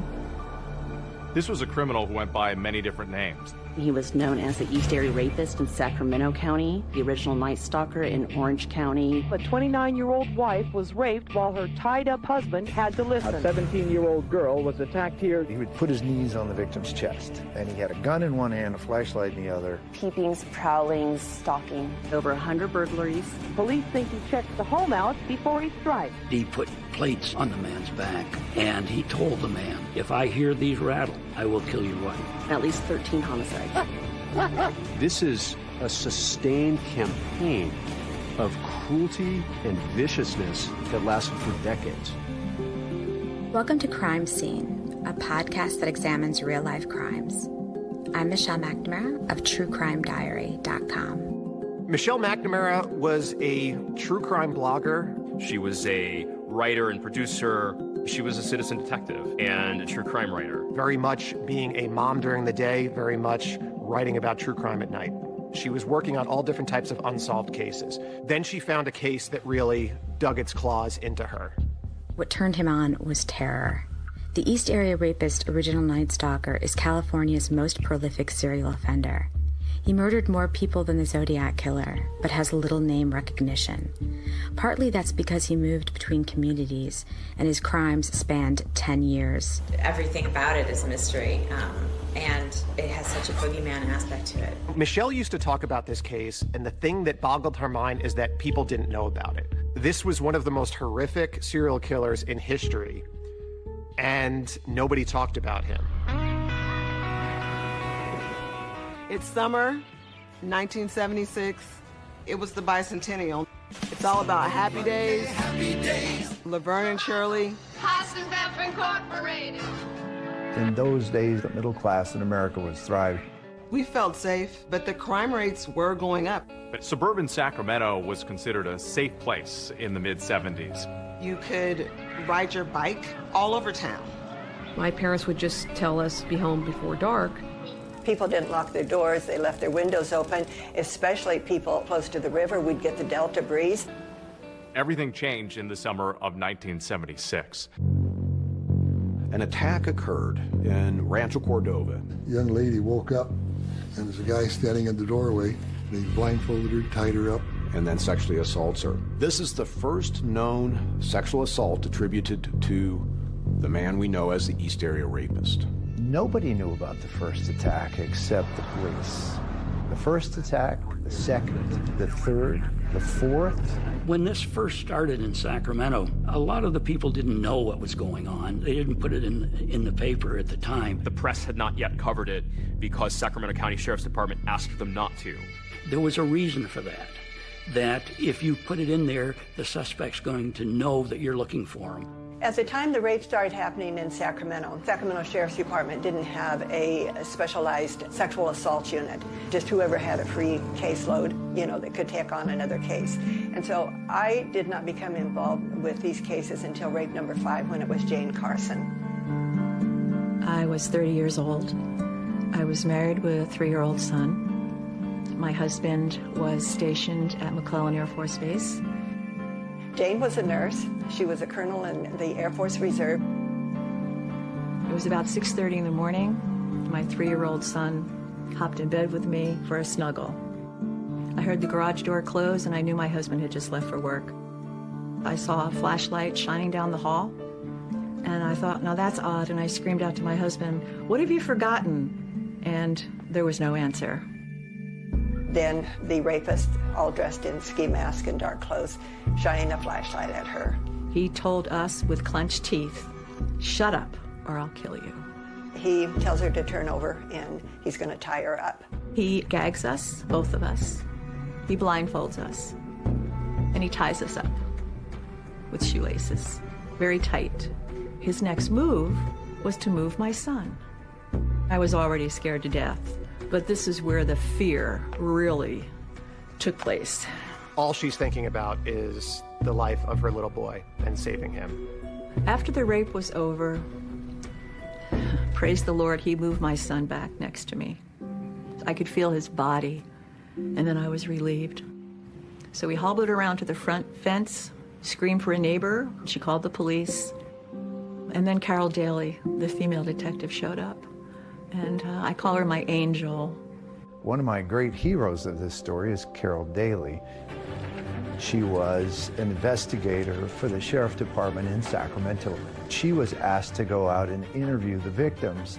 Maybe something that the man said, or something that he did to you, or something that you recall hearing. Through that process, she was able to glean a lot of information, like what he would say to his victims. And sometimes he would call out a name. In one of the cases, the victim said that she heard him crying and saying Bonnie. For years, detectives didn't know what to make of this name. Who's Bonnie? Bonnie was not a victim, but a mystery woman at the center of the case.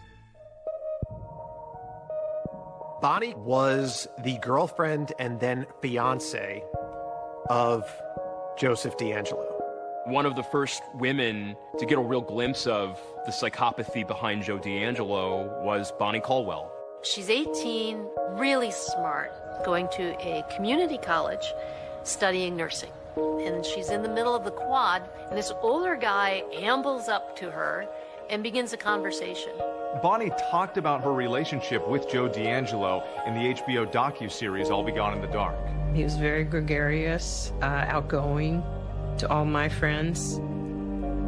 We'd been together close to a year. He gave me a high solitaire engagement ring. And he told me that we're going to be married. They were both students at the time. He was studying criminal justice. So Joe was someone who initially was impressive to Bonnie. He was exciting. He had a motorcycle. He taught her to shoot. But the longer she dated him, the more trouble began materializing. He takes her on thrill rides. And this is where the relationship starts to show its hand with Joe. Joe, without saying a word to me, just turned right, went down a very steep bank that I had no idea what he was doing. He's obviously thrilled not just by the speed, but he's thrilled by Bonnie's terror. The rules were never for him. So many of the things that we did together, he pushed me toward fear. As they're riding on a motorcycle, a German Shepherd comes out from the side of the road and nips at the tires, and Joe swings a foot out and breaks the dog's neck instantly. There's such an efficiency to his movement that stuns her.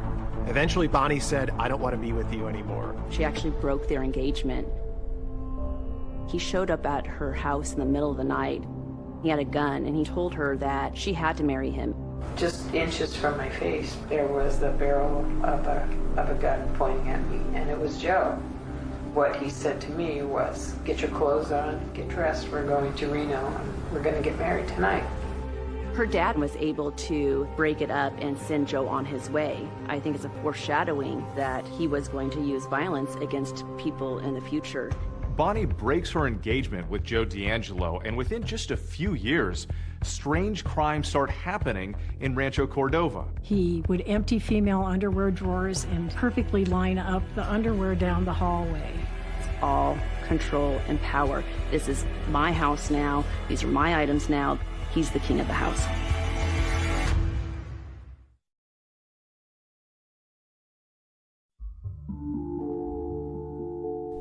Every obsession needs a room of its own. Mine was strewn with coloring paper on which I'd scribbled down California penal codes in crayon. It was around midnight on July 3rd, 2012, when I opened a document I'd compiled listing all the unique items he'd stolen over the years. He would take mementos, almost like they were trophies from inside the home. He would steal rings with engravings on them. He stole driver's license. He stole photos from albums. There is a fantasy component about these crimes. I still have a part of you. I have your jewelry, I have your driver's license, I have, something that means something to you. And now I own it. He was a serial rapist known as the 𝐅, attacking women and girls. First in East Sacramento County. This place meant something to him. He attacked here first and kept coming back. Was it home? Some of the investigators, especially the ones who worked the case in the beginning, think so. We were always trying to figure out why victims were chosen and why the locations were chosen. For Joe DeAngelo, this was his home, right in his own backyard. He lived in 3 or 4 houses in this exact same area where many of the rapes were committed. He grew up in Rancho Cordova. He was familiar with the playgrounds, the schools, the empty lots. This is the home of the first documented rape that occurred in Sacramento County. He was very agile. He could jump over fences. He knew which way to go from whatever neighborhood he was in. He knew that the best way to get in and out. He knew this area like the back of his hand. He grew up there.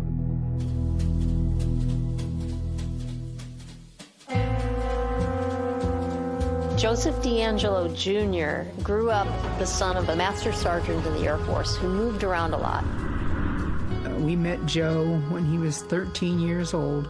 My father was stationed at Mather Air Force Base, and then his father was transferred there, and we shared a duplex. The girl who became very close to him at the time, Judy, described a very lonely boy. He was missing a family. His mother and father had split when he was young. At a very young age, he was neglected. He and his siblings would be locked in the closet and then beaten by the father. Per his siblings, Joe DeAngelo received the worst of his vitriol and anger when they were growing up. Joe was always over at our house, and he just became a good family friend. He never talked about himself. He never talked about any problems he might have. He never discussed anything that was bothering him. They started reporting, the peeping Toms here in Rancho. And I remember I was in the bedroom and I was asleep, and I had this feeling. I woke up because I had this feeling somebody was there. And when I looked up and glanced towards the window, I saw this outlined figure. I didn't do anything to let them know I saw them, that I was aware of them. So the next morning I came in here and I says, "Dad," I says, "somebody was peeking in my window last night." And he says, "What?" And I says, "Yeah." And there was footprints out there in the dirt, 2 distinct footprints there.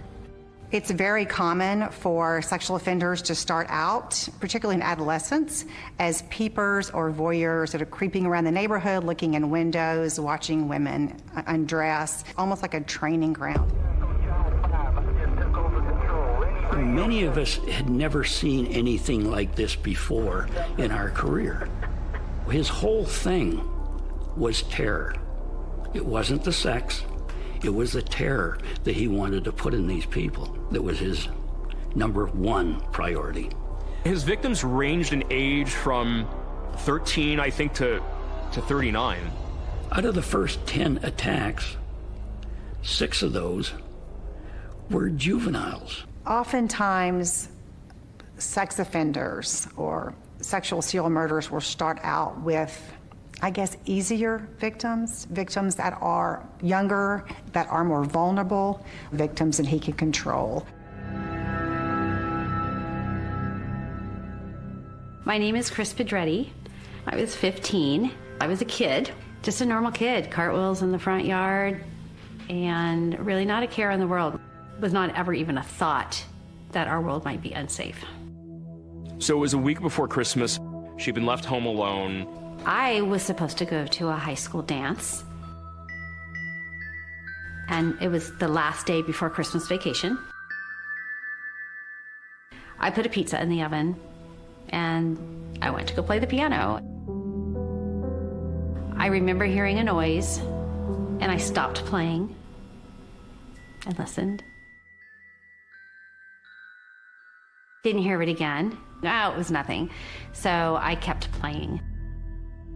It was very shortly after that, probably seconds, that he approached me. She turned around and she saw a man in a ski mask. I froze. The brain stopped thinking at that point. I mean, I just went straight into survival mode. I don't remember thinking at that point anything other than kind of turning into a robot. Just do what he says, do what he says. It was like Chris had left the body, and it was just the body left. That individual led her to the back patio. She tied her up. I didn't know about rape. I certainly didn't know about sex.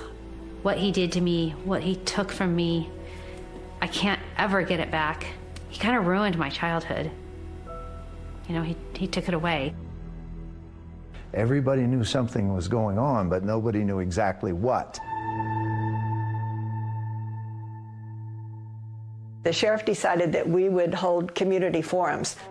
I had no idea there were going to be several hundred people that would show up. If we have a gun, could we shoot him? Knowing what I know about this man, if I had a gun, I definitely would shoot him. And I would not shoot to injure, I would shoot to take care of him. He liked this. He liked the police being on edge. He liked the town being on edge. I have a gun, but I still don't feel safe being, at home alone. Law enforcement was bracing for more attacks as his rampage of violence continued. His tactics were changing, and no one knew what he would do next. So I have to admit, I'm scared to death.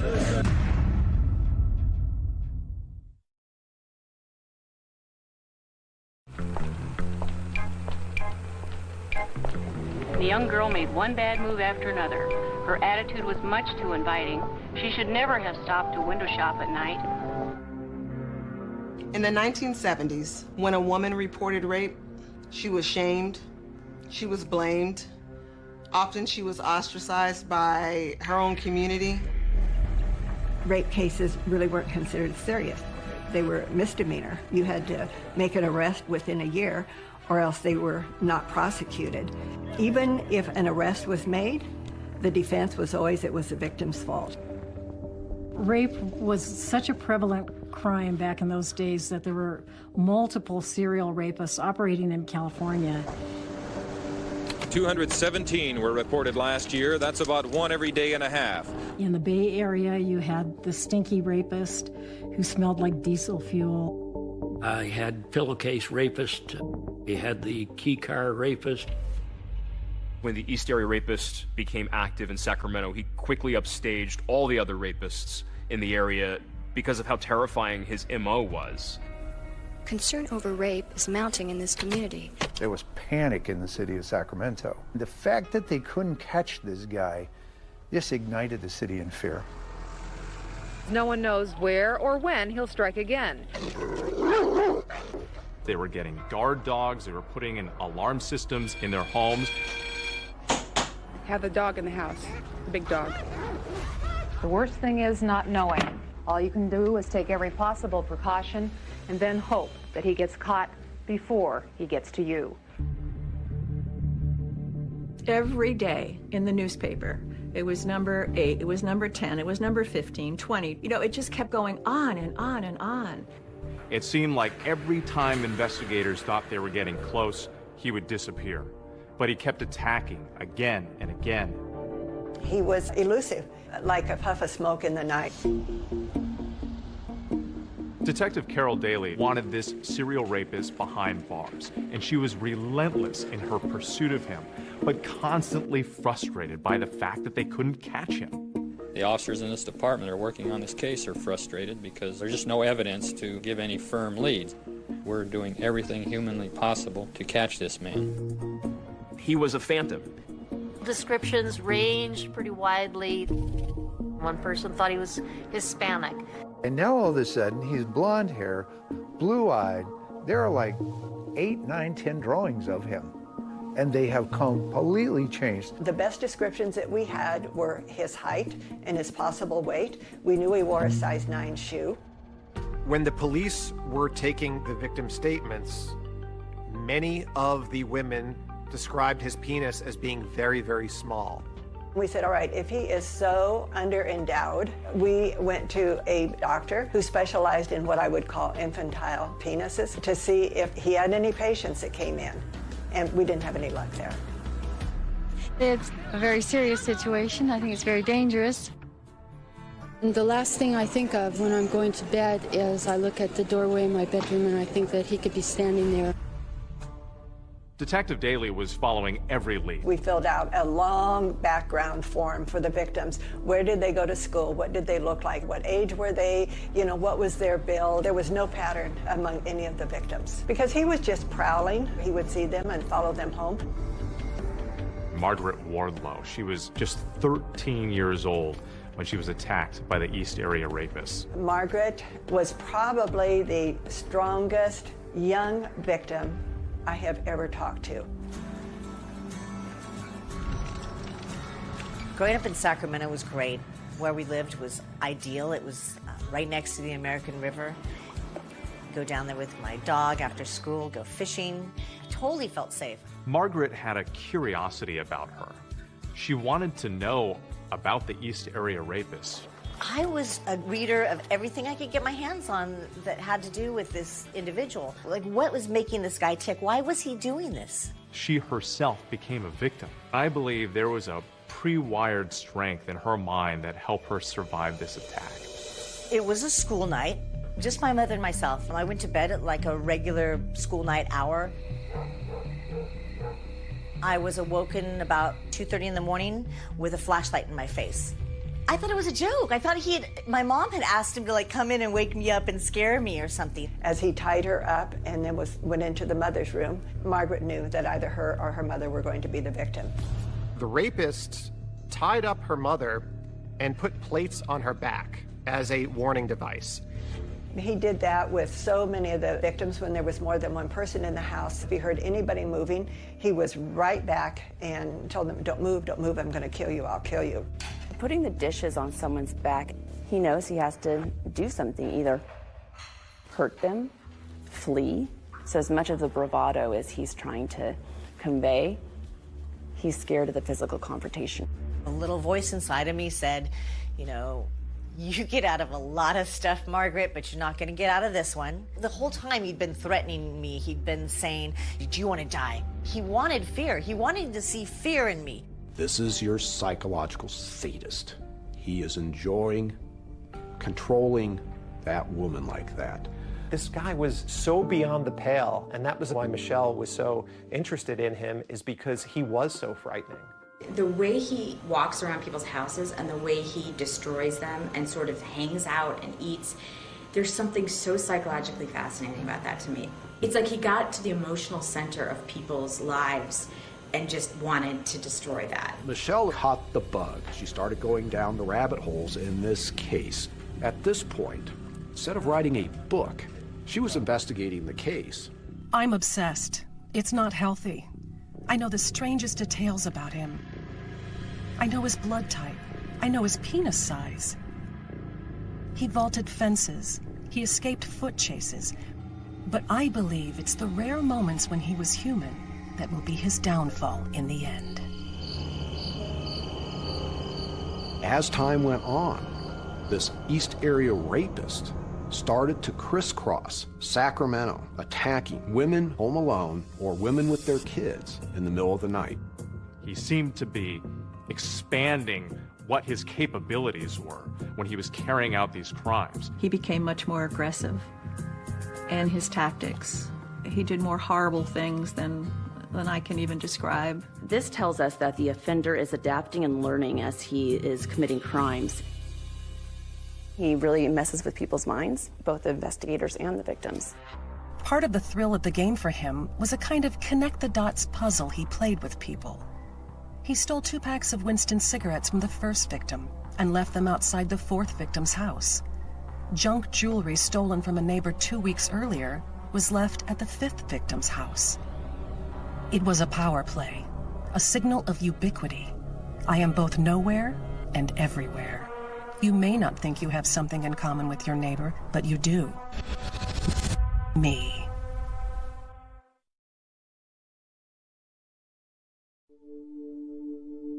Michelle started as a blogger talking about cases that no one else was paying attention to and trying to get people motivated to look at those cases. The case dragged me under quickly. Curiosity turned to clawing hunger. I was on the hunt, absorbed by a click fever that connected my propulsive tapping with a dopamine rush. I wasn't alone. I found a group of hardcore seekers who congregated on an online message board and exchanged clues and theories on the case. Citizen sleuths, they are ordinary people that go to work, they go home, they put their kids to bed, and then they go on the computer. And they spend hours and hours trying to solve certain crimes. My name is Paul Haynes. I was Michelle McNamara's research collaborator. When I first began learning about the case, there was a specific forum dedicated to the East Area Rapists. It was the most active forum on that website. Paul Haynes was a writer living in Florida, and Michelle recognized that he had a great proclivity for digging into old archives and things. It was a case that a lot of citizen detectives got into because there were so many clues. Aaron's wasn't a supervillain. He was a man, a guy with habits and traits and preferences that, with enough examination, should shine like Hansel's breadcrumbs in the woods. My name is 𝐄𝐏𝐒 𝐄𝐏𝐻, and I call myself a researcher. I started seeing patterns emerging to me where I became convinced it was solvable, because all of the crimes had common bonds. He was leaving ligatures at the scene with this particular knot. He would eat food out of the victims' refrigerators. I was spending every waking hour trying to find men who fit the criteria. And it was at that time that I first connected with Michelle. It's a fascinating community. I had been on those boards for a while following the story because everyone had such great information. Michelle's quest was to get this case solved. She just had an abiding curiosity in letting the details lead us to the perpetrator. The East Area Rapist would target not people, but neighborhoods. You can see the proximity of these homes to green belts like drainage ditches and creeks and canals. We believe he used the canal as an escape route, which ran along the back of so many properties. He was a great escape artist.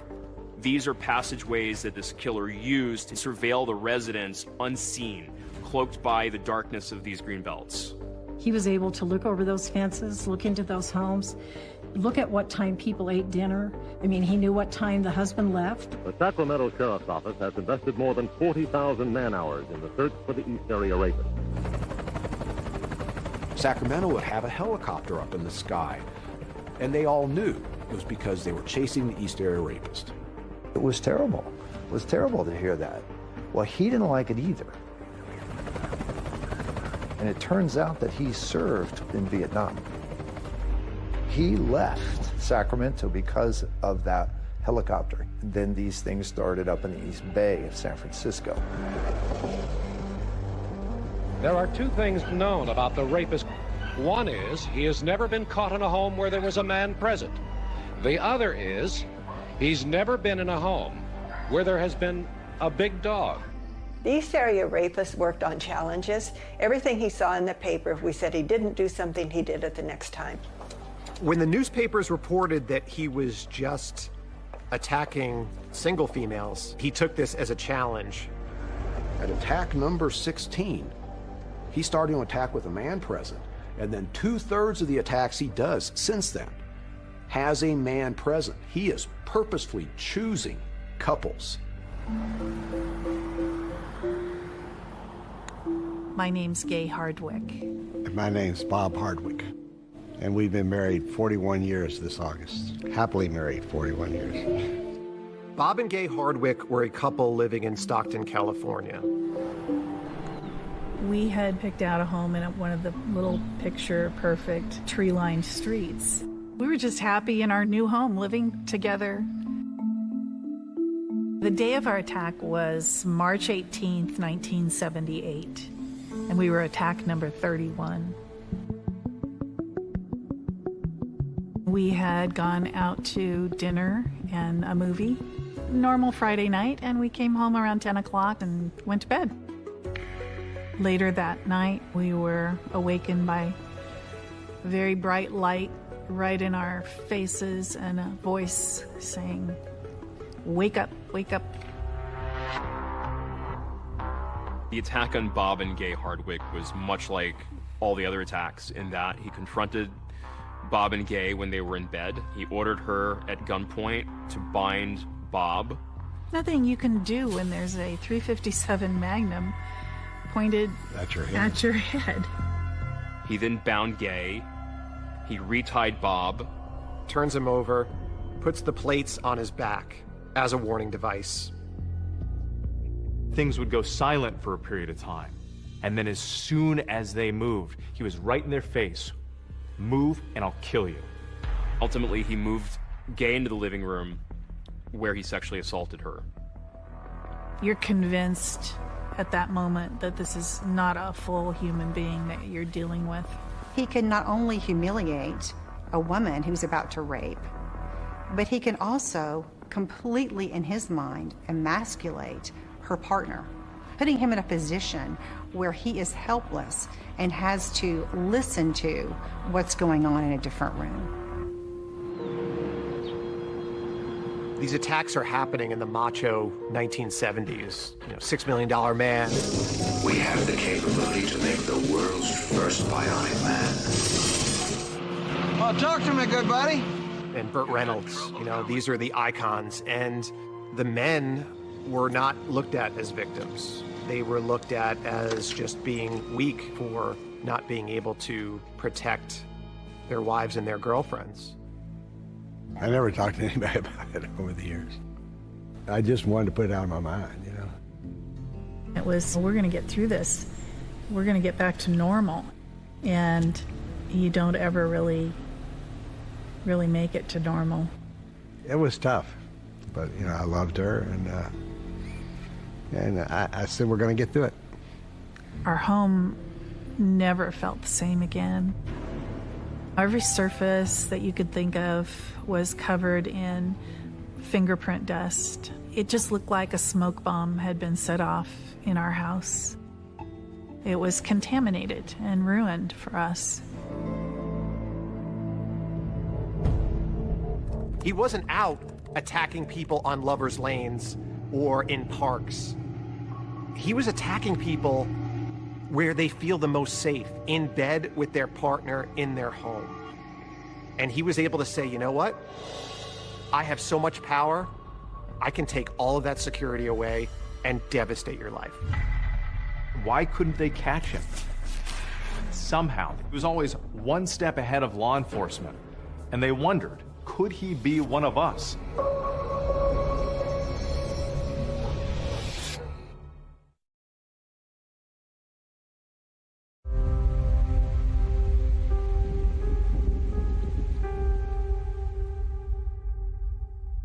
After the East Area Rapist would terrorize these women, sometimes he would call them and taunt them. Hello? Hello?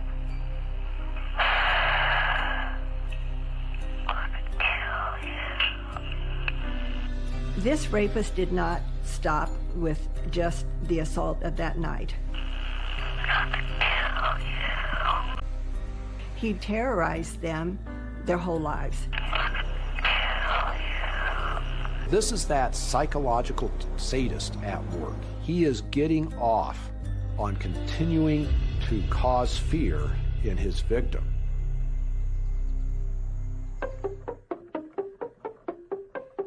I'm Michelle McNamara of TrueCrimeDiary.com. Larry Crompton is a retired lieutenant for the Contra Costa Sheriff's Department. He worked on the rapist task force in the 70s. How optimistic are you that he may be caught one day? Very, very optimistic. I had worked many crimes while I was on the department, but none of them were really like this. I knew what these people went through, and I knew what the family was going through. I couldn't let it go. And for many, many years, it was me. What did I miss? What did I do wrong? Why didn't I catch him? Helicopters, roadblocks, citizen patrols taking down plate numbers, hypnotists, psychics, nothing. You were a scent and shoe impressions. Bloodhounds and detectives tracked both. They led away. They led nowhere.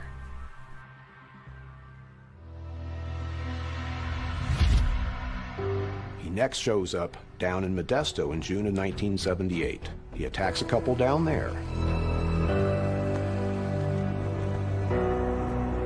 And then 48 hours later, he's up in the town of Davis, over 110 driving miles away, and is attacking a UC Davis co-ed there.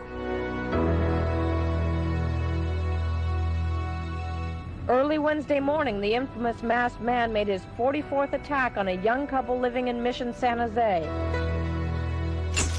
It was as if he knew what police were doing. And all along, many of the detectives who were working the case thought that maybe he was a police officer or military. And ultimately, that turned out to be true. You should have seen me coming. One of the things that's important to remember when you're looking at Joseph D'Angelo is he actually graduated with an associate degree in police science. He had told Bonnie that his aspiration was to join the California Highway Patrol. You should have seen me coming. He studied evidence and he studied crime scene. He went to Northern California, and he applied with the Auburn Police Department and was hired there. And then that's when he started his rapes. He actually started out committing crimes as a teenager. At some point, he even blew up a dog with a firework, killed the dog while he was committing a residential burglary. You should have seen me coming. It makes sense that somebody who has a need for control, wants to be in power, would be attracted to a position that allows him to have that every single day. When I was working the cases, I thought he's got to be in law enforcement. The first clue was in attack number 3 in Sacramento. He had gloves on to protect from fingerprints, and he's got a gun in one hand and a padded baton in another hand. And he says, "Freeze or I'll shoot." We felt so strongly that he could have a law enforcement background that we were looking at every officer in our department who fit the description of the height and the weight and the shoe size. Up to that point, he would sometimes take his clothes off to the sexual assault. Carol and I figured out how to fingerprint the human body. We found out that fingerprints stayed on the skin for really just a very short period of time, but there was an iodine technique that we could use to try to pull them off. Carol and I talked to the guy in charge and said, "Don't talk about this on the radio." He blasted all over the place. Just a couple of days later, his gloves never came off. There was no question he knew what we were doing. The police have one last bit of advice, and that is don't panic, because that alters your judgment. And by the way, that advice goes out to anyone in the Bay Area, not just the people of Concord, because with this guy, the next rape could be anywhere.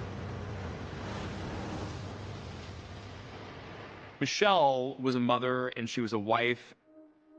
When she took this book on, this investigation became her life.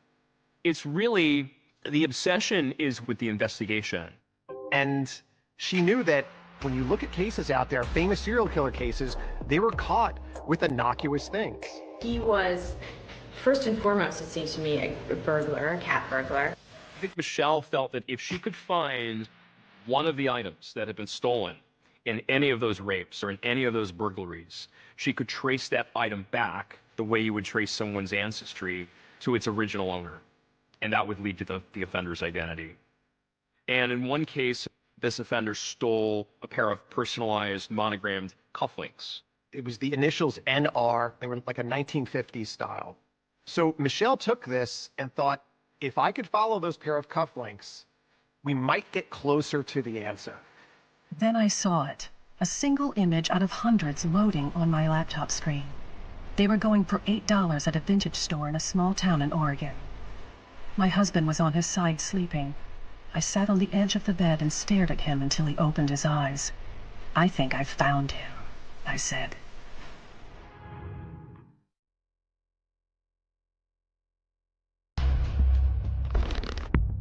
It has now been 40 years that one of the most prolific serial killers in American history has managed to elude police. You should have seen me coming. You had better catch him. He is going to kill. He wants to kill. It was never enough to commit the horrible crimes. It always had to be, and let me do something more. We all want to think that we would recognize a serial killer based on how this person looks. I wonder if he was out stalking his next victim. I don't know, because everything seems so normal. The scariest aspects of serial killers is they don't look different. From the very beginning, I knew DNA was going to solve this case. Police had been sitting on this genetic fingerprint for 4 decades. Holy smokes, this is like the big break. He's been living there under everybody's noses. This is the Golden State Killer? I just want to tell you, buddy, to rot in hell.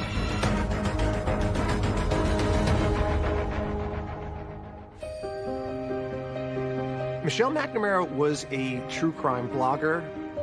She was a citizen detective and a true crime writer. She was talking to her publisher about writing a book that didn't have an ending. My interest in crime has personal roots. The unsolved murder of a neighbor when I was 14 sparked a fascination with cold cases. What gripped me was the specter of that question mark where the killer's face should be. I need to see his face. He loses his power when we know his face.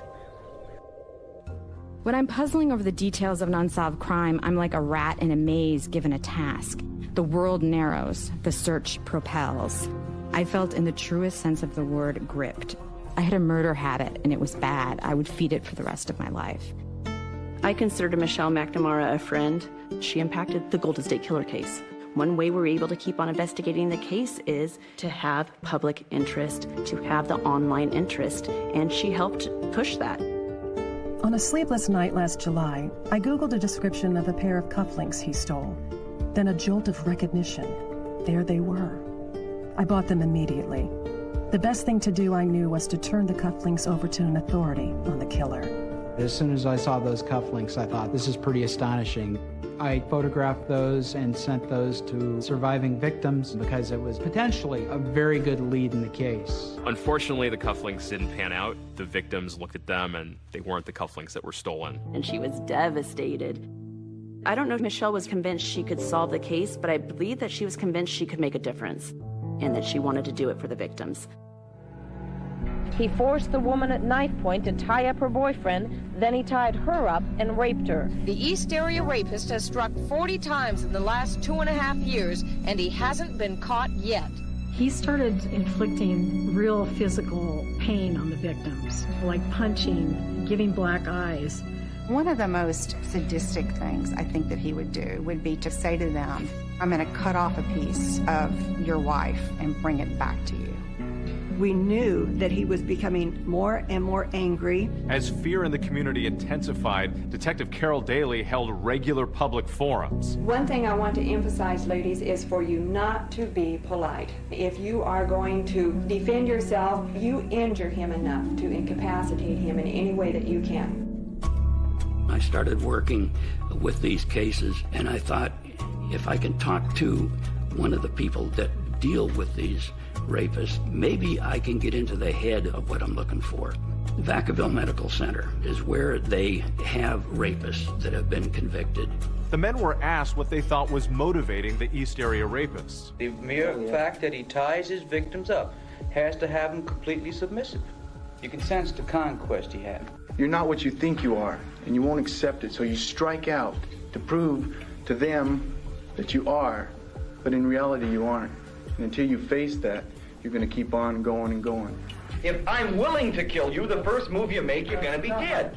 The doctor told me, you had better catch him. He is going to kill. He wants to kill. He first becomes a burglar, and then he progresses to sexual assault, and then proceeds to escalate to murder. The East Area Rapist disappeared from Northern California in July of 1979. He showed up in Santa Barbara in October of '79, and shortly thereafter, he starts killing. The Pacific Ocean was warming up, an inviting churn of white caps making its way towards soft sand and an endless line of 100-foot palm trees. Golden teenage boys with blank hair and effortless muscles headed for the water with their boards in a gait the locals called the Surfer Bounce. This was Santa Barbara's magic time. Dr. Offerman was an orthopedic surgeon. He had begun dating a psychologist named Alexandra Manning. On the morning of December 30th, 1979, some friends of Robert Offerman's had shown up at his condo for a tennis game. There was no answer at the door. I went in the sliding door and looked around the living room. On the floor, there were Christmas ornaments that had fallen off on the ground. Some bones right by the sliding door, which I thought he would leave it there, so we knew something was wrong. So I took a right towards his bedroom, and that's when I saw Miss Manning on the bed. He was on the floor. Offerman and Manning both were shot and killed. It was the holidays. As authorities processed the crime scene, they stepped around a turkey carcass wrapped in cellophane that had been discarded on the patio. They concluded that at some point the killer had opened the refrigerator and helped himself to Dr. Offerman's leftover Christmas dinner. It was never enough to commit the horrible crimes. It always had to be, and let me do something more. Let me go into your refrigerator and eat your holiday meal. The level of depravity that this man had and the execution of it was despicable and shocking. Larry Crompton, who led the EAR task force in Contra Costa County, reached out to Santa Barbara investigators and told them this sounds like the East Area Rapist that we've been dealing with. When I called Santa Barbara and talked to the lieutenant and said, I heard that you had a double homicide, would like to know about it because we think it's our rapist that is down there. And he said, don't know what you're talking about. Haven't had anything like that. Nope. Law enforcement agencies weren't necessarily as connected as they are now. I think there was still this thought that these are isolated instances throughout California. And that was it. It was so frustrating. I am sure that Larry Crompton called many jurisdictions because he truly believed that the rapist would move on and become a killer. Santa Barbara is an enclave of rich people. You've got Ronald Reagan. You've got people that are worried about their property values. They don't want news about a double murder in a house going wide. Pretty soon it gets off the front page. He gets a taste for not only murdering people, but murdering them after these prolonged, terrifying times in their homes. In 1979, a new and terrifying chapter. He starts a killing spree. 2 double murders in Gallia, the 1 double murder in Ventura, the murder in Irvine, and the double murder in Dana Point. The rampage of violence was brutal and unstoppable. 4 horrible murders within a 6-block radius in a suburban middle-class neighborhood. We knew it was the same person, but we couldn't prove it. Profilers of that day said, I know of no one who does what this offender does. I thought once he started killing, there's no way he can stop, and he's going to continue to do it.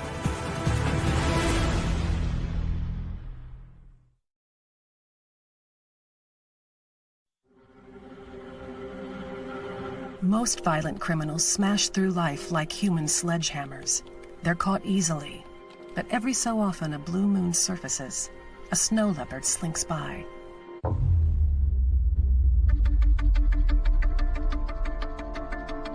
After 1981, we don't have an attack for 5 years.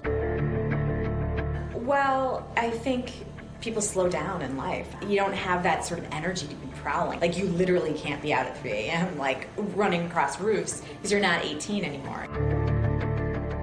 I don't believe that his sexual deviances went away, but I can believe that he found other, less risky ways of satisfying those urges. Could he have moved out of the state, out of the country? Could he have died, got medicated? I mean, I don't know.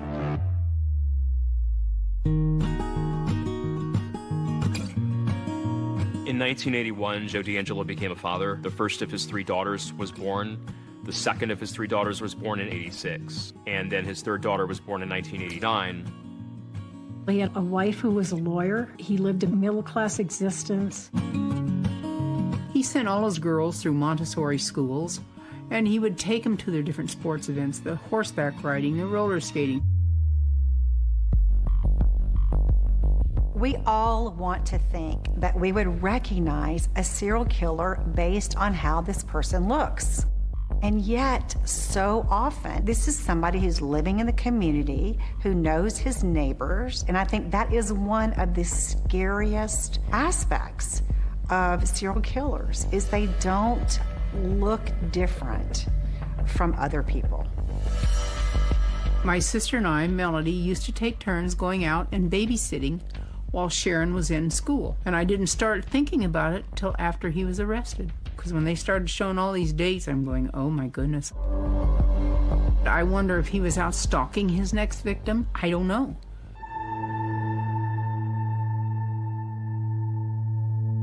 It's been 5 years with no more rapes or murders by Joseph D'Angelo. For some reason, he runs across beautiful 18-year-old 𝐄𝐏𝐿 𝐄𝐏 and can't help himself and kills her. 𝐄𝐏𝐿 was kind of a shy girl.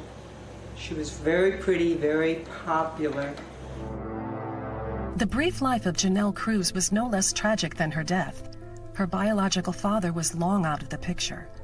Her parents had gone to a cruise with her 6-year-old brother, and she was staying at the residence alone. And for the first time, left my daughter alone, because that was another thing that I never did, because I was worried that if I was gone, that something might happen. 𝐄𝐏𝐿 𝐄𝐏 had had a friend over to the house and heard noises in the backyard. They got up to inspect that, saw nothing. And sometime that night, 𝐄𝐏𝐿 was confronted by an intruder. She was raped, and then she was bludgeoned to death. And I got that telephone call that every mother and any family member is just devastated by. The 𝐄𝐏𝐿 case just felt like such an outlier because he had decided to go after couples, and then he had stopped for a really long time, and then he attacks 𝐄𝐏𝐿. And then that seemingly is his last attack. Some think you died or went to prison. Not me. I think you bailed when the world began to change.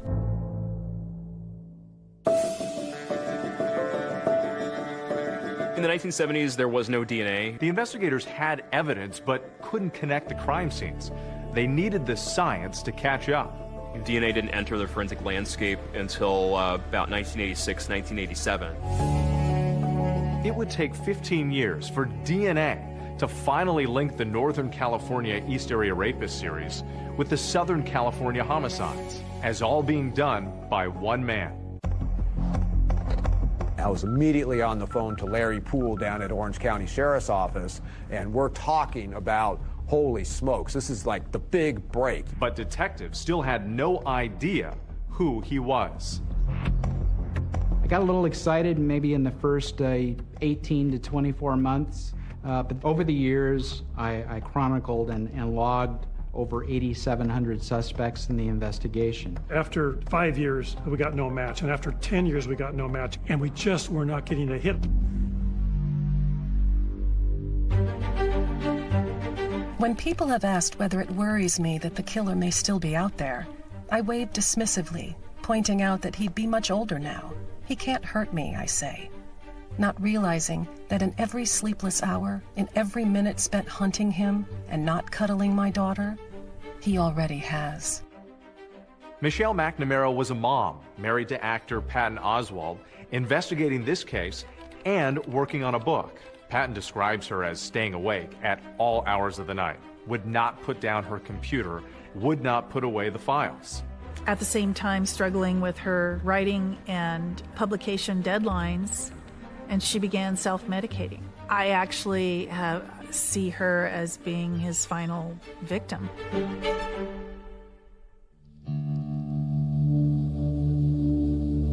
I got an email from a friend of Michelle's, and he told me that Michelle had passed away that morning. I think I went completely numb. I eventually learned that she had fallen asleep and didn't get up.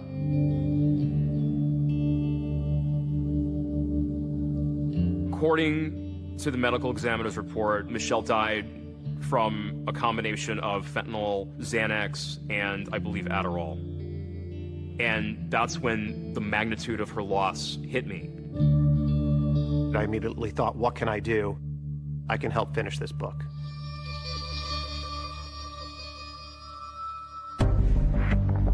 When Michelle passed, we decided at the end of the book, what are the strings that she left us to get us out of this maze? It was genetic genealogy. From the very beginning, I knew DNA was going to solve this case.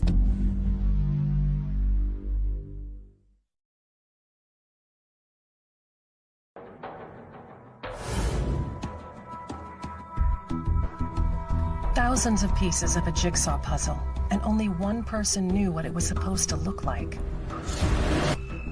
That one person wasn't Michelle. It was the killer himself. It has now been 40 years that one of the most prolific serial killers in American history has managed to elude police. The man known as the Golden State Killer has been linked to 50 rapes and 13 murders. Police are frustrated and running out of leads. I have no path to go on this investigation. None of the tips are coming in or anything that I'm excited about, so I'm floundering. When Michelle passed and me and Paul were working on the book, we talk about what are the strings that she left us to get us out of this maze. And it was genetic genealogy. Forensic genealogy was something that Michelle was excited about, and that seemed like the most viable, direct pathway to this offender's identity. Hi, and welcome to 23andMe. Companies like Ancestry.com and 23andMe had already been using genetic genealogy for years, allowing millions of customers to spit into a tube and use their DNA to discover family roots and long-lost relatives. Ancestry.com searches the world's largest online family history research. As a growing number, particular of adoptees, are realizing these sites that are really created for learning about family history can help me start to figure out who I'm biologically related to. To help people to find their biological mothers, to find their biological fathers. How are you? To find siblings, to find cousins. It wasn't too long for people to realize, wait a minute, what if we use the DNA of criminals to try and identify their second cousins or third cousins and try to narrow it down from there? I start learning how this technology could be used. We become blown away at the power of it. And then we recognize this is the way we need to go. But then there was a concern as to whether we had enough DNA. I had consumed all the East Area Rapist DNA, doing all the testing I had done over the years. And he found a pristine DNA sample going back to the 1980 murder of Lyman and Charlene Smith in Ventura County. A second sexual assault kit in the coroner's office that had never been opened. To my knowledge, there are no other medical examiners who make duplicate rape kits. In March of 1980, Lyman and Charlene Smith were found bludgeoned to death in their bed.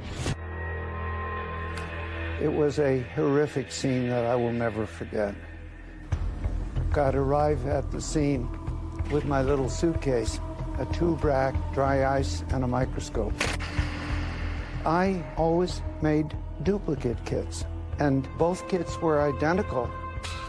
That turned out to be a gold mine for us because that second kit had sat in the coroner's possession for 38 years untouched.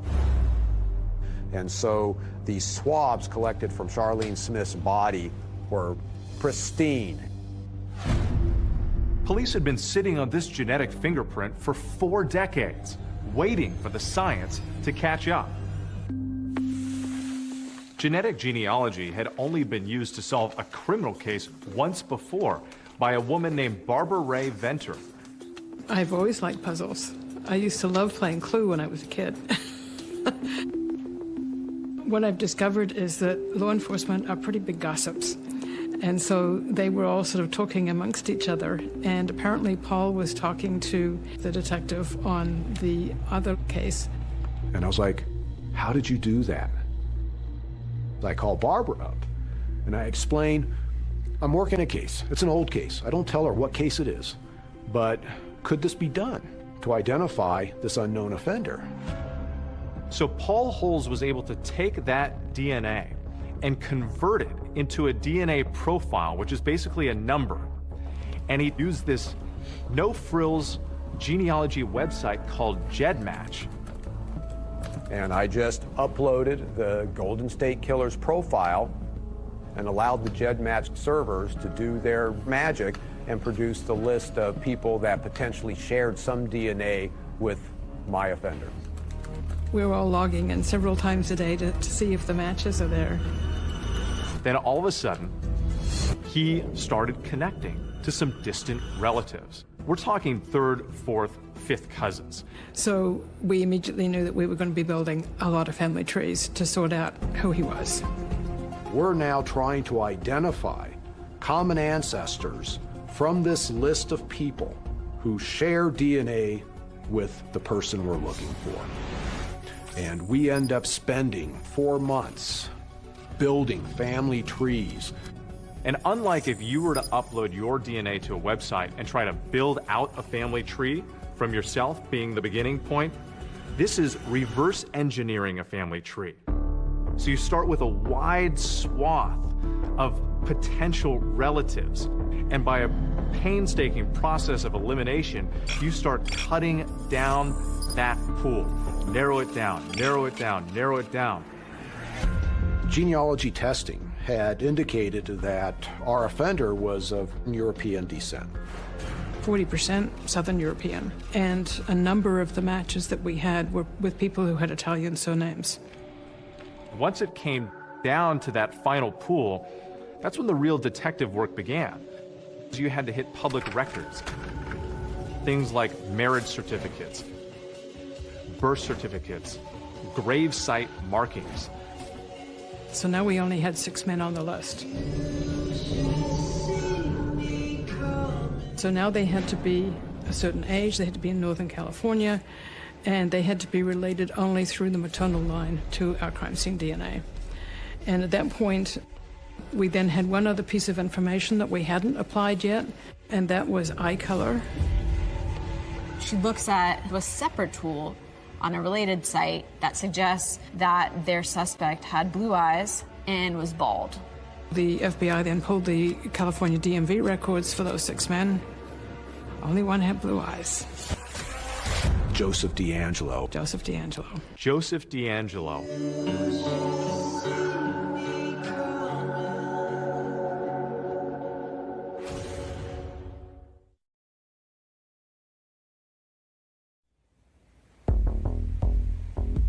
After 4 decades and countless hours of detective work, it's an emerging technology, genetic genealogy, that finally gives investigators their strongest lead yet, a name. Who is this guy? I need to start drilling down on him, and I'm now within a couple of weeks of retiring. So I'm trying to find out as much as possible, as fast as possible, about Joe D'Angelo. He's not in any of the criminal databases, so police start putting together a case to either eliminate him or prove he is in fact the man they're looking for. Physically, he was within the specs of what we were expecting for the Golden State Killer. Born in 1945, a little bit on the older side, but most certainly within that 1940 to 1960 range. Investigators started zeroing in on Joseph D'Angelo, and they started digging up things about his past. He goes into the Navy, We know he is stationed in San Diego. We know that he spent some time overseas. Joe D'Angelo returned to Sacramento, began working with the Auburn Police Department. He had a nickname on the department. It was Junk Food Joey. He would always have a Coke in his hand, a bag of chips, a candy bar. He really violated people's space all the time. Get kind of close to your face and always be touching you. He had been fired from Auburn Police back in 1979. He had been observed shoplifting a can of dog repellent and a hammer from a Citrus Heights drugstore. He was accosted by the clerk. He was subsequently arrested. Auburn Police Chief Nick Willick had to fire D'Angelo at the time. And the chief said when Joe was put on administrative leave, he had threatened to kill me. I immediately remembered back my daughter, you know, being afraid. A short time after he had been fired, she said, there was someone looking in my bedroom window with a flashlight. She said he got up and ran outside. That man was gone, but there were shoe impressions all around the perimeter of his house. But there's another huge piece of the puzzle they had been investigating in relation to possible suspects, and that piece also seemingly falls into place in D'Angelo's story. Bonnie. There's a newspaper clip from an Auburn journal about the engagement, and there's this picture of a young brunette. She's 18 years old. Announcing his engagement in 1970 to a woman named Bonnie Colwell. Remember, Bonnie was one of D'Angelo's early girlfriends who broke off their engagement. So suddenly, Detective Holes and others were like, wait a minute, could this be Bonnie that we remember following early on in the case? And of course, Bonnie was significant due to the victim in attack number 36.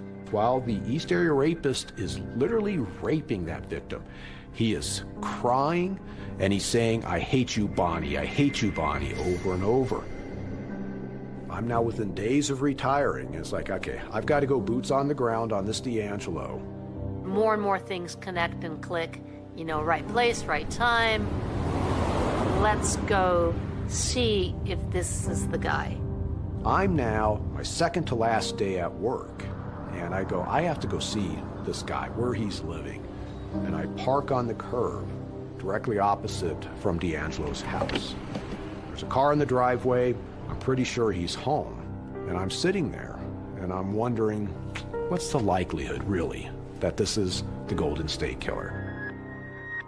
A day before his retirement, Paul Holes literally has the suspect in his crosshairs. It's been a 24-year hunt, but he uses restraint and turns in his badge the next day. It was a tough decision to drive away from that house that day. I was upset. I was like, you know, I didn't solve this case before I retired.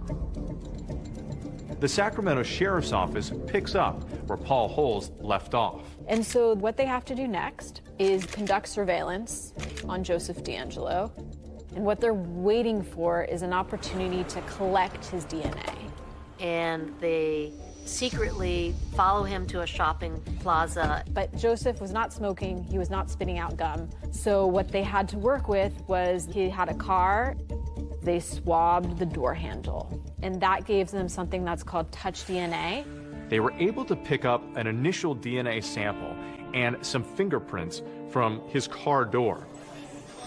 I'm sitting in a Chinese restaurant in Colorado Springs, and my cell phone rings, and it's Lieutenant Kirk Campbell from Sacramento DA's office. You can absolutely not tell anybody about this. And at that moment, I go, okay. And he says, the lab is excited about this. It's mixed with DNA from other people, but it looks like it might be a close match. But the Sacramento DA was saying, we want a cleaner sample. So they stake out his house, wait for him to put out the trash. He puts his trash out on the curb. They get a guy that comes and collects the trash. They sneak over and pull tissue out of the trash bin and take that back to the lab. And one of the items out of the trash had a single source male DNA profile that matched 100% the Golden State Killer's DNA profile.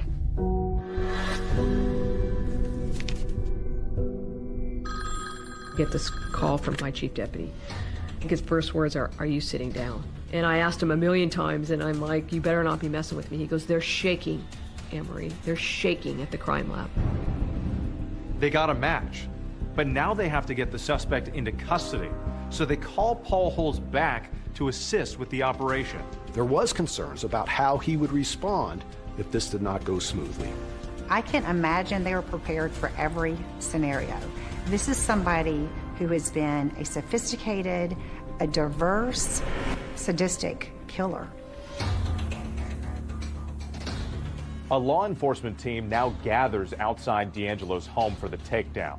He and his wife have been separated for decades, and he's living with his daughter and granddaughter. The hope is to get him away from his house in order to be able to do it safely. So at a certain point, D'Angelo's over off to the side of his house. It looks like a prime spot. And then we just hear over the radio, go.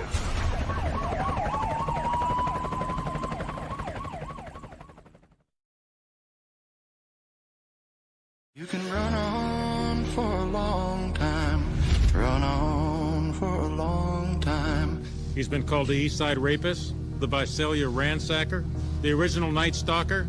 Run on for a long time. And the Golden State Killer. Today, it's our pleasure to call him defendant. Sooner or later, God will cut you down. That bombshell arrest, that former police officer. 72-year-old Joseph James D'Angelo. He's been described as one of the most prolific serial killers that terrorized California for decades. Sooner or later, God will cut you down. The arrest of Joseph D'Angelo dropped like a bomb. All these years, hiding in plain sight.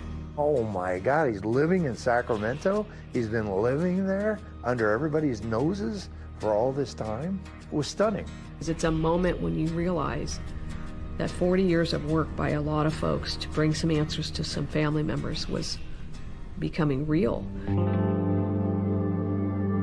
It's just unbelievable. After all these years, they got him. I feel I reverted right back. That part that I was so successful at tucking away in my brain, that door opened. I was shaking. It was hard to process. I know after I got the call, the tears welled up. Thousands of nightmares and thousands of sleepless nights have come to a rest. It was just something that was on my mind for all those years. Want him caught before I die. We could finally put a face and a name to this masked individual that was terrorizing all these communities back in the 70s and 80s.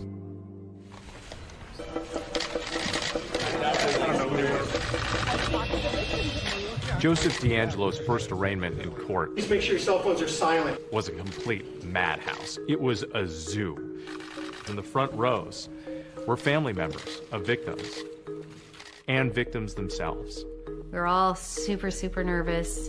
I start sobbing, and I couldn't stop.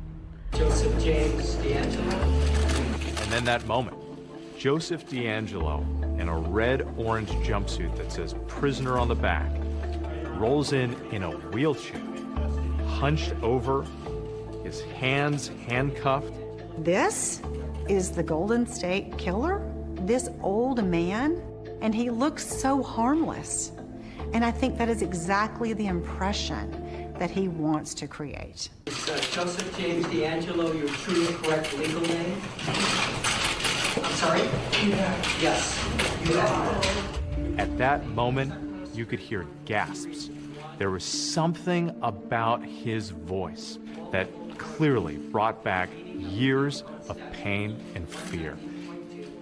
I thought, this has got to be a big act. In the week prior, he's riding a motorcycle at high speeds. He was walking around just fine. And within a day of his arrest, he's all of a sudden bound to a wheelchair. But then the jail surveillance camera tells a very different story. He's climbing up on the bunks and getting up on the vents and cleaning things. Doing exercises in the jail cell. He's a master of disguise. He used that during all of his crimes, and he has continued to use it, but now in a different way. Victims are still processing it. And the big question, why? Why did he do all of this? What really did transpire? Why he became this person, this predator? I think that's the million-dollar question. Mr. D'Angelo would like to make a brief statement.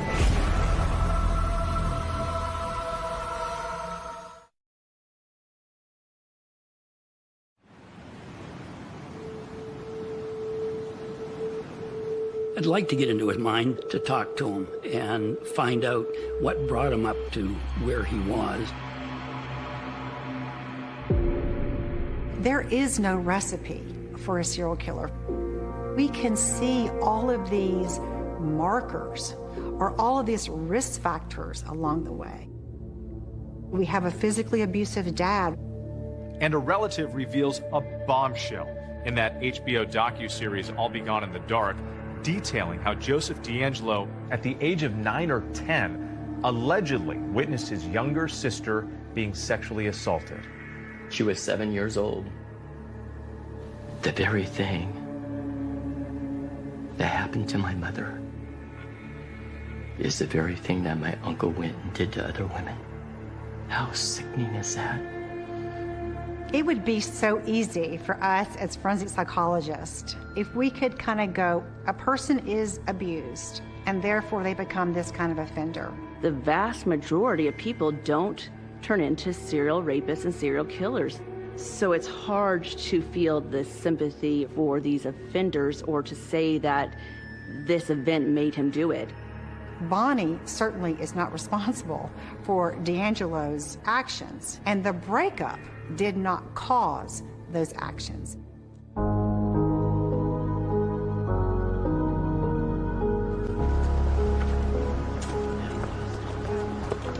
Sentencing today for the so-called Golden State Killer. Former police officer Joseph D'Angelo Jr. committed rapes and murders all across California. This is the matter of the people of the state of California versus Joseph James D'Angelo. This will be the first time that these people have seen him since the nights that they were victimized. This is a network of people that have come together that never knew each other, but share one thing in common. On March 18th, 1978, Joe D'Angelo attacked us while we were sleeping. He kidnapped me from my bed. He raped me repeatedly. I want you to look at me. You bound my wrist and ankles. You blindfolded me. Remember that? At 3 different times that night, I thought I was going to die. No 13-year-old should have to find out what a rape kit is. My family couldn't hide the agony in their faces. What matters is that you will spend the rest of your life in prison, and I survived. I just want to tell you, buddy, to rot in hell. You will forever be known as a repulsive coward who hid behind a mask of evil. The devil can keep you company in your prison cell as he gnaws away at whatever soul you have left. Mr. D'Angelo would like to make a brief statement. I've listened to all your statements, and I'm truly sorry to everyone I've hurt.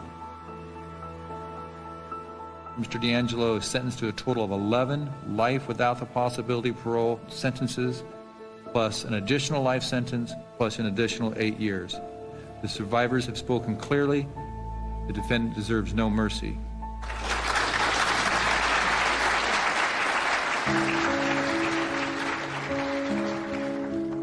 In the end, we may have lost a battle one night, but we've won the war of life. We're nearing the end of a very long journey here. It shows that justice doesn't have a time limit. You can still find answers decades and decades later if you're willing to do the work.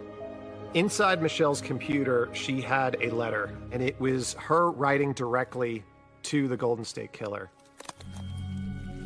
One day soon, you'll hear footsteps coming up your front walk. This is how it ends for you. You'll be silent forever, and I'll be gone in the dark. You threatened a victim once. Open the door. Show us your face. Walk into the light.